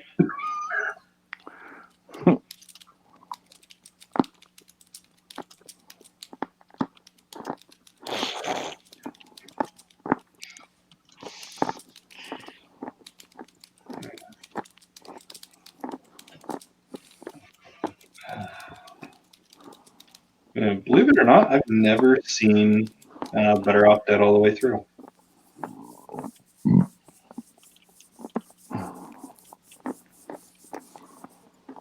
Yeah, I'm thinking it's probably one that I saw part of, but I don't think I saw the whole thing. Let me guess, you were in the back of a movie theater with someone? No, I mean, more like it was playing on TV and I got interrupted and wound up distracted going off and doing something else. Have you ever had that happen before where you like actually wanted to see it and like you can't find it again? That was actually the case with me for the longest time with what was the movie Labyrinth? Oh, really? Yeah, You yeah. I'd wanted never seen Labyrinth before, and my local high school when I was a little kid was doing a craft show in the gymnasium, and someone had a TV there, and they were playing Labyrinth, and I thought it looked interesting. No idea what it was though, so couldn't go find it to watch it. nope. And this I was pre-internet, so I couldn't look it up either. right. Uh, I had the issue once with my uncle where he came home and he wanted to watch football and he kicked me off the TV just as a movie was coming on, and it was, or maybe it was a play, I can't remember exactly, but it was Vincent Price playing Prince Prospero from Edgar Allan Poe's Mask of the Red Death. And this was some 20 years ago, and I still haven't been able to find it in order to watch it. Damn. But I remember that, and I still resent my uncle for that one. yeah. Well, that's holding a grudge. Yeah, and he's dead too, so like I still resent him for it, and he's dead. I'm Doorknob exaggerating a little bit. Doorknob had said when I used to program, I'd work hard and couldn't get it. Then I'd sleep and I woke up and boink, the answer was right there. Happened about 10 times. And yeah, again, I can't remember the guy's name, but there was like an 18th century inventor that would that kept a metal bucket by his bed, and he'd go to sleep with a steel ball in his hand, so that when he started dreaming, he'd drop the ball in the bucket and it would wake him up so he could write down what he was dreaming about, and that's how he often got the answers to his problems. Interesting. and where the expression came out, it was just a drop in the bucket. What was the name of that film you were looking for, Kitty? It was the Mask of the Red Death, The starring Vincent, Mask uh, with Vincent Price in it. of the Red Death. And it was Mask, M-A-S-K, Yeah, not M-A-S-Q-U-E. Okay. yeah, I believe it's just the regular spelling of mask. I love Vincent Price. I just recently saw that there was I found a clip of somebody that they had convinced him to do his lines from Thriller on live TV.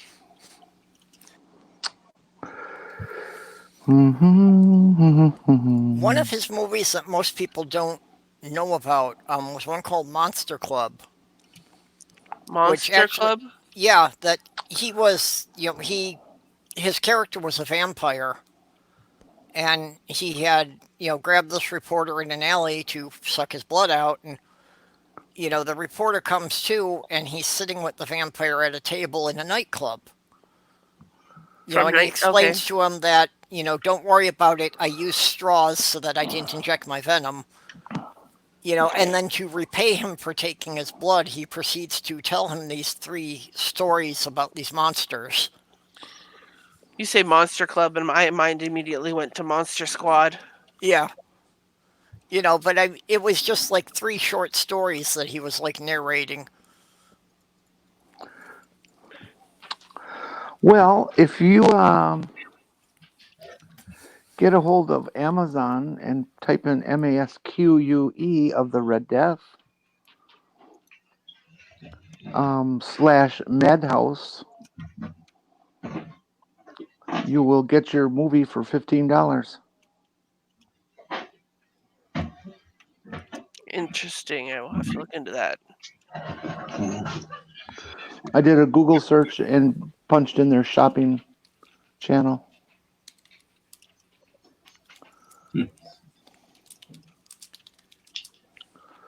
While the plague rages outside in the small Italian province, the Satan-worshipping prince stays confined to the. Yep. I remember seeing that one.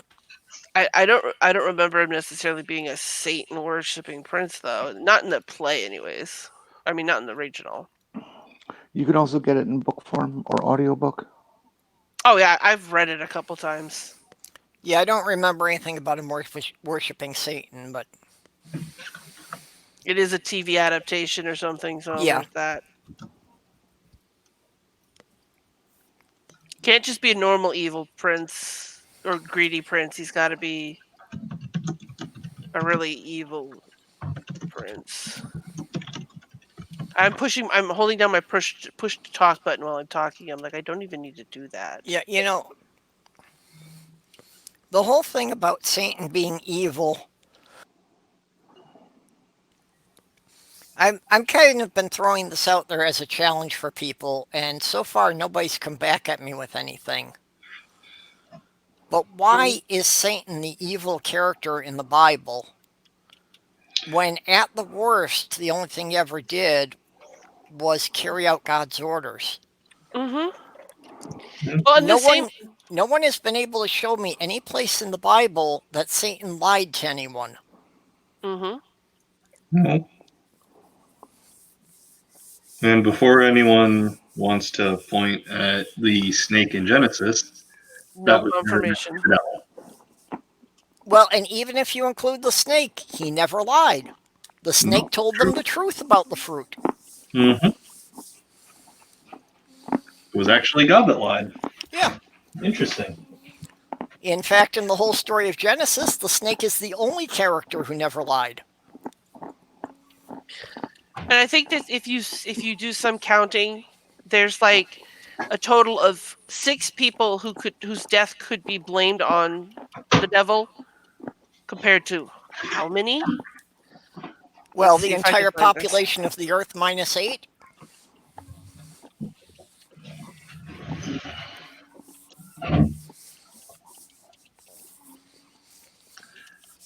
Yeah. So, yeah, if you really. I gave up on the Bible, you know, literally 40 years ago. So I didn't totally give up on religion at that point. I just knew the Bible was bullshit. But it's 10. like, yeah, the more I listen to the arguments from atheists and the more I, kind of flip back and check these verses in the Bible they're citing, it's like, yeah, really, don't the people, and it just basically confirms to me that most Christians have never read the Bible. Mm. The thing is too that kind of gets me is like people always be like, I sorry, this whole idea like, oh, reading the Bible is what made me an atheist, and I'm like, and then like, well, I've never read the Bible, and then somehow people are like, well, then why are you an atheist? It's like, I don't have to read the Bible. Nope. Oh, it just went suddenly really quiet. I don't have to read the whole Bible for that. I came to it before that. Now people Yeah. point out scriptures to me, and I look them up, and that just reinforces the conclusion that I came to. Yeah. Yeah. Well, you have to go and check them though to make sure, because Well, I just can't deal with them bastards because they stand around and profess that they are children of Jesus, follow Jesus, were saved by Jesus, but then they live Leviticus.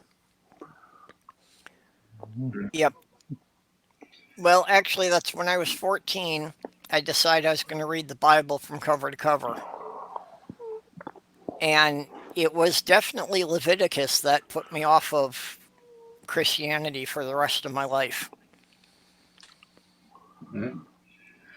I think it's funny because when I was a teenager going to my youth group, one of the youth ministers or the leaders described the Bible as a love story. Not kidding. Those were his exact words. The Pretty Bible kinky. is a love story from God to us. Oh well, Yeah. thanks God. Could It's you like, get me a well, new vibrator, please, God? But yeah, that link I put in chat says that basically the devil was responsible for 10 deaths, whereas God was responsible for over 2 million at least. mm-hmm. Okay. Yeah, I'm going to have to check that and check where the 10 that the devil's supposed to be responsible for. Let's see. Of course, that requires actually finding my Bible again in any of this, but Well, it doesn't seem to give much reference to why it picks 10. oh, okay.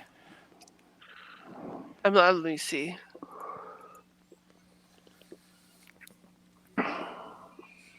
Yeah, and even if you want to talk about Satan as described in the Old Testament, it's not actually the modern interpretation of Satan. It's not even remotely close to that. It's a servant of God, not the ultimate enemy. Yeah. Or at most the adversary. Yeah, it's Yeah, in the Jewish tradition, there isn't any evil character. no, Or hell? nope. Yep. The closest to get is Shale.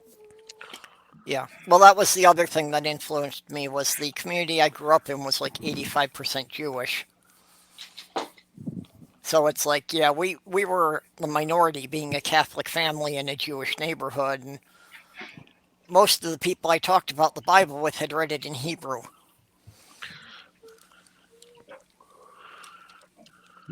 It's, So, yeah, you get a very different reading of it that way.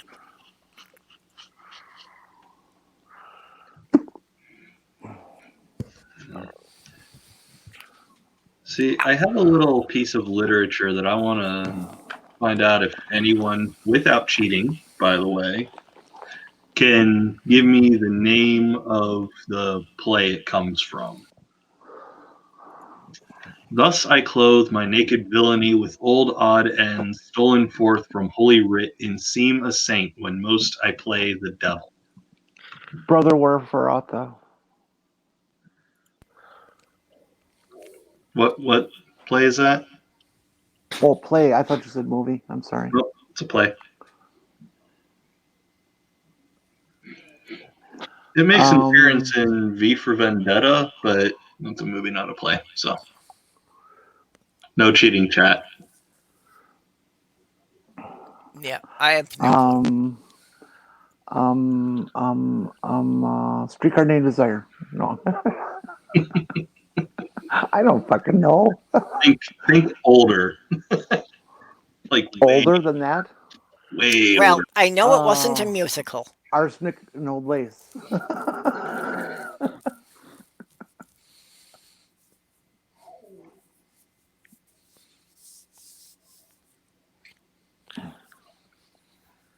Want me to read it again?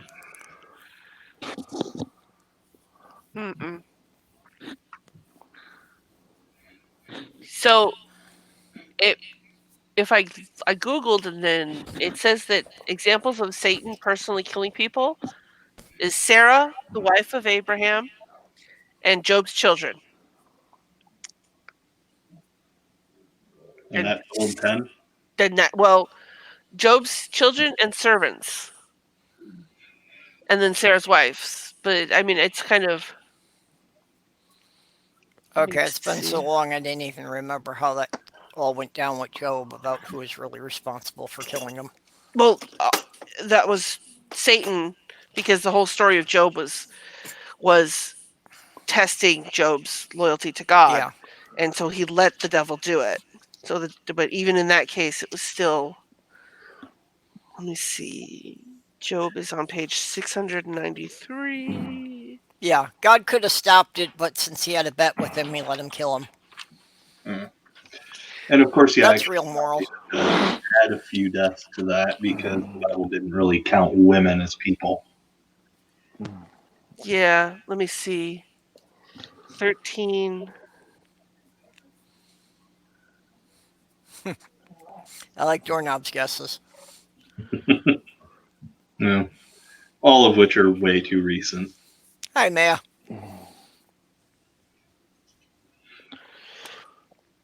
Oh, wasn't Behind the Green Door a remake of a classic? Not this classic. Mind if I smoke while you eat? Is that the name of the thing, or are you asking if we mind if you? No, it's a quote from my vintage porno movie, and I actually remember that quote. I don't know what movie it was from, but I remember that now. You just said it moments ago. The Green Door, baby. Marilyn Okay. Chambers. And who was Marilyn Chambers? Why, she was the what's that detergent? White Snow. Yeah. Yeah, some laundry detergent. She was the face of it, and she was also a porno star. Yeah. They played that at my brother's stag party, and that was 30 odd years ago. Oh God, that thing came out in the early '70s. Yeah, I know. That's It why was it was, it's basically they were playing it as a joke then because it's it was the so only outdated by that it's time. the it's the only porn film I've ever watched.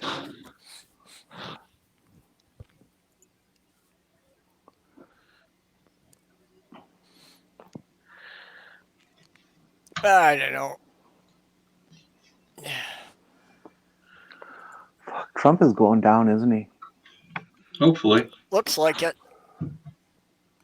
I just hope the Democrats don't find a way to botch it up this time.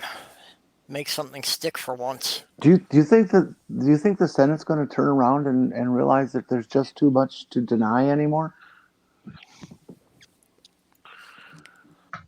I'm talking about the Republicans in the Senate, of course. It depends on what's most politically expedient. Well, if they take a look at the polls, the majority of the population say this fucker should be impeached. Isn't that who they should be starting to pay attention to, and not Lindsey Graham? Well, unfortunately, Who, they do realize that there is a difference between the majority of the population and the majority of likely voters. And they're only concerned with the latter. Mm-hmm. They really don't give a fuck about the 20 to 30% of people who probably won't show up on election day regardless. yeah, but they don't care about those voters when it comes to things like gun control or anything else. When they say that the majority want actual gun controls coming down, background checks and stuff. It's in the 80th percentile and things, and they ignore that. Yeah, that's what I mean. That just because it's the majority of the country, it doesn't mean that the Congress is going to pay any attention to it. It also wouldn't matter anyway because we're not the ones that really pay them. Yeah, I unfortunately, mean, we their definitely salary, pay them, but yeah, their we don't salary pay them as doesn't much count as for they much want. compared to what they get from lobbyists. What? Another one has gone into the. Oh, jeez. What do these people think they are going into run for president? Nobody's fucking heard of you, mister. Have we got another one? I know that the Deval Democratic, Patrick. yeah, the He was Democratic governor field had gone from somewhere. 17 up to 19 the other night. Yeah. I don't even know who all is running. I just know that there's 19 of them at this point. I can't keep track of them all. The idea is to whittle down the field. What the fuck are the Democrats doing? Being stupid. Okay, so I double checked it. The 10 would be Job's 7 sons and 3 daughters, and that's it. There's a mentioning of Sarah, wife of Abraham, but it's not in the there's no biblical reference for it. Okay. Okay. So, apart from the incident with Job, the devil never killed anyone. Mm-hmm. Exactly. And yet God wiped out all life on Earth. Yep. What a loving guy. And that's one that even as a kid, the story of Noah, I figured even as a kid it had to be kind of like an Aesop's fable type thing because there was no way that that could have been real and he could have gotten animals from all over the world. And the thing is like 7, 8. How many people were ever? How many? Eight 8 people. 8 people is not enough to repopulate the Earth. In order Yeah. to I watched something or read something recently and said the bare minimum number of people you would need in order to repopulate the human race is 50. And then every single woman would have to have a child with every single man, and they would have to have like breeding registries and very like councils of people to determine who you could have children with in order to prevent too much inbreeding and things like that. Because no matter what, there's going to be a lot of inbreeding. Mm-hmm. Well, I mean, assuming that the 50 people are all not related people Well, and see, all capable of reproduction. there was a lot of inbreeding back in the original Bible, with Cain and Abel and stuff. They had to do something to get it going, and that's where Republicans come from. No. well, and Like if you something check the that, Deep South, that's still where they're coming from. And with the same techniques. see, another thing that, the Bible doesn't consider, which it really should because of all the incest. After so long of, incestual reproduction, eventually it's impossible to have kids anymore. Your body becomes physically incapable of it. This fun fact was brought to you by Film Theory on an episode of Why Daenerys Stormborn Will Go Fucking Nuts, which happened 3 years before it actually happened. So, So I told that one. So I'm reading here that the magic number would be 98. 98 healthy people would be needed to operate a ship over many generations and set up a healthy, non-inbred population on another world. Yep. Oh, you're talking about space. All right. Well, I mean, in any Yeah, situation, the theoretical 98. idea of sending out a ship to colonize another planet. Mm-hmm. Yeah, and that's I had done some study of that way back in the 80s. And yeah, they were saying that it would take a minimum of a couple hundred people, or that really the only practical way of doing it would be to, have like frozen embryos that, could be, I thought developed I in had some always kind of heard. artificial wombs when they got there.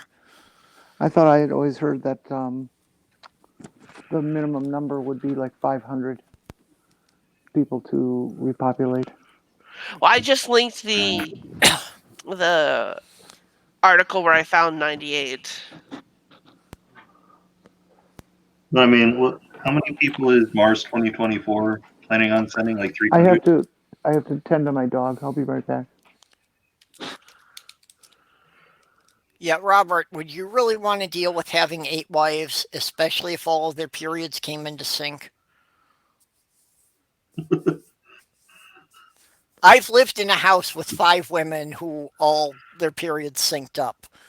I am surprised I survived. Well, that's true, Dave. I mean, we have advanced in science to the point where we could take frozen embryos and eggs and repopulate that way. But if we were talking Yep. in some kind of catastrophic event where it was just whoever survived and they weren't necessarily scientists and people capable of that. That was actually one of the proposals I came across when I was looking at it in the late 80s. Hmm. Was that somebody had proposed that it be a ship with an all-female crew of about 200 and a sperm bank so they could impregnate themselves when they arrived, but bringing actual men on board would actually just be unnecessary weight. Mm. Cue every single incel in MGTOW screaming. Mm-hmm. Male genocide! Well, Why I did that voice. but yeah, I mean, if we were talking about a situation where there was such a small population, I don't think marriage, husbands and wives would be a thing anymore because it would simply be a function of it's her time to get pregnant. We need her to be pregnant. It's my turn to make her pregnant. There would be no like she's my wife, or you might still have people who pair up, but you would have to pair up with the knowledge that she's got to bear children to men other than you, and this is a survival imperative. Yeah, see how well some people take to that. Yeah, well, personally, when it comes right down to it, I'm not convinced survival of the species is really such a great idea. Eh, right. And actually, I was far more convinced of this when I was raising teenagers. That I began to understand why some animals eat their young. Oh, I've just kind of decided that I'm glad that I never had kids, and my sister doesn't have kids, and my brother doesn't have any yet. This is like this branch of my family is just an evolutionary dead end. Well, the only thing that saved them was being my stepkids. Eh, yeah, Because then when things got totally out of hand, at least their mother and I could agree to blame their father. yeah. They'd have to. They would. Well, no, they would raise the children communally, but they would have to keep them separated by gender. Because I was reading a study ages ago, and one of the reasons that like communal communities, like literally like compound communities. Do you guys understand what I'm trying to say, right? Yeah, like the religious compounds. Right. The reason that they often fail is that the adults will have children. The children are raised You dropped out communally, there for a bit. and oh, they raise them communally. They raise the children communally, and because of some evolutionary thingamajigger, because when you're raised with somebody, you don't see them as a possible mate. So if you raise the children in a community setting where they're all together all the time, they're going to see each other as brothers and sisters and not possible mating partners later on. I'm curious, is thingamajiggy a clinical term? No. Well, It's a see, shitty joke, I know it, but I had to make it. at this point that we're talking about, Robert, it would not be a choice. It would be Imperative for an survival. imperative for survival of the species, assuming that Well, everybody wants the species to survive. now see, also, I think that depends on where you pick the people from. True. because a lot of this stuff actually has to do with the Christian upbringing. And I think if you're picking people from pagan groups or especially people who have like belonged to swingers groups, Hmm. might not be such a big deal for them about, you know, the women having children from three different men. Right, Doorknob. That's what I was saying. So you have to keep them separate so that they don't create that brother sister bond with the people that they need to see as sexual partners when they're old enough to reproduce. Well, and again, what examples do we have of that weren't sexual compounds of some kind or weren't religious compounds? If You you know, if wanted, they're not being fed the religious indoctrination, would they come out with the same attitudes about each other? I mean, if we're talking about the last 100 people on Earth, or or on the continent, because they might survive in other continents, and you want you want to continue the species, it would almost be a forced case. I'm not sure. I mean, there's ethical issues with that, yes, but if you as a group, if like all 100 people agree that well, I mean, you wouldn't be forced because all 100 people would have to agree that continuing the species is a worthwhile goal. So they would have to agree to mate with and reproduce with everyone necessary in order to keep inbreeding from happening. Okay, that would absolutely suck. You just turned having sex into being an obligation. Yeah, I know it would suck. You And what took would all the suck fun out of it. and what would suck would be is if any of those people were any member of the LGBTQ community. Well, That and would it's just oof, inevitable that some of them would be. right. At least eventually down the line. But I mean, I'm sure it's a sword that someone would be willing to fall on to, continue the species. Yeah. Got to remember we're talking about like end of the world type situations here, not Not anything not normal. not modern day. Everything's hunky dory as far as survival Right. goes. Yeah, we don't want somebody to come in here and clipping this out and saying things because like I've heard of that happening where people have actually been having like philosophical thought experiments Oh yeah. and people have read it or heard it and tried to say that that is how the person actually thinks in Well, the real yeah, it's world. quote mining. Yeah, love quote mining. Yeah, I mean that's right, Dave. It would be like this sex is for the specific purpose of getting pregnant, whereas you know normal sex for fun. I don't know. Wouldn't work if I was one of the females. That's for sure.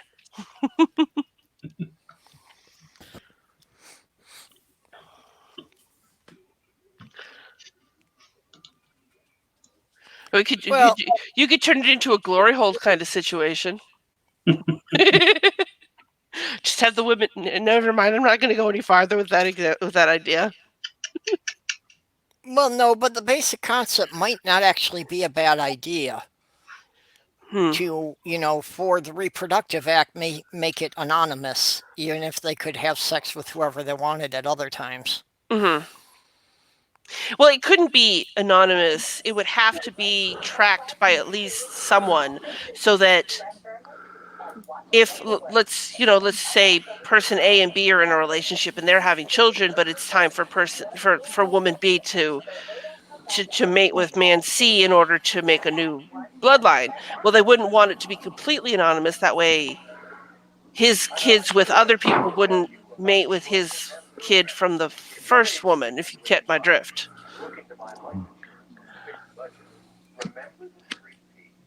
Yeah. See, if you want an interesting movie talking about actually exactly this thought experiment, check out After the Dark. Well, it would be anonymous between them, but not to the overarching, like, reproductive council or whatever the one you call. After the Dark, huh? I'm Well, going to look it that up. It could actually be anonymous because you could have a computer doing the matchups. So Right. no human being would actually know. You just have a computer keeping track of the database, and, no one but the computer really knows who's being paired up with who. Of course, Say if we're what again? talking about a post-cataclysm survival thing, there's probably not going to be a computer. Right, that's true. Well, no, but, more on the lines of colonizing another planet. Oh yeah, well, and that That is the ship's yes. computer could Then be there, overseeing it. then there would be a computer, but Yeah. if we're talking about cataclysm, no computers. And yeah, if you're being chosen as a person to go populate another planet, you're agreeing to this reproductive system to begin with. So nothing would be forced in that instance either. Or And of course, if we're talking about repopulating another planet, there's almost certainly going to be an OBGYN on board. So, in vitro is definitely a possibility. So you wouldn't even have to, have sex with someone if you didn't want. in Yeah. vitro requires equipment, optical equipment, more sophisticated than they'd want to load up onto a damn spaceship. Well, you never know that. A generation spaceship would almost definitely have a lot of shit going for it because you're talking about a population that you're going to have to keep entertained to some degree. I think it's at current technology, like going to take 200 years to get to the nearest star.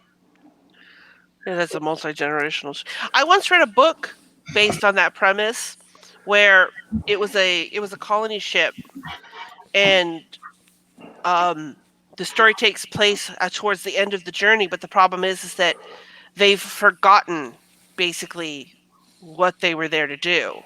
Like they still run the ship and they still do everything, but it's turned into this religion, um that the ship is a living thing that they're in, and it's Yep. a really interesting story. And I can't remember the title of it, but it would be interesting to look up I know again. the story too, and I don't remember the title or the author.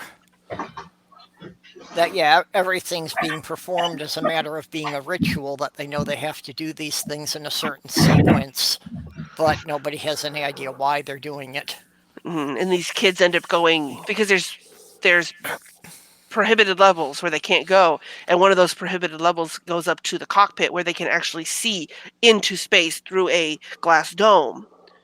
And one kid goes up there and convinces some other people to go up there with him, and they manage to get off the ship in time to be deposited on the planet, but the others don't, and it just goes off into space to until it basically destroys itself because it's getting to the point where the ship is falling apart and they have to keep doing things to fix it.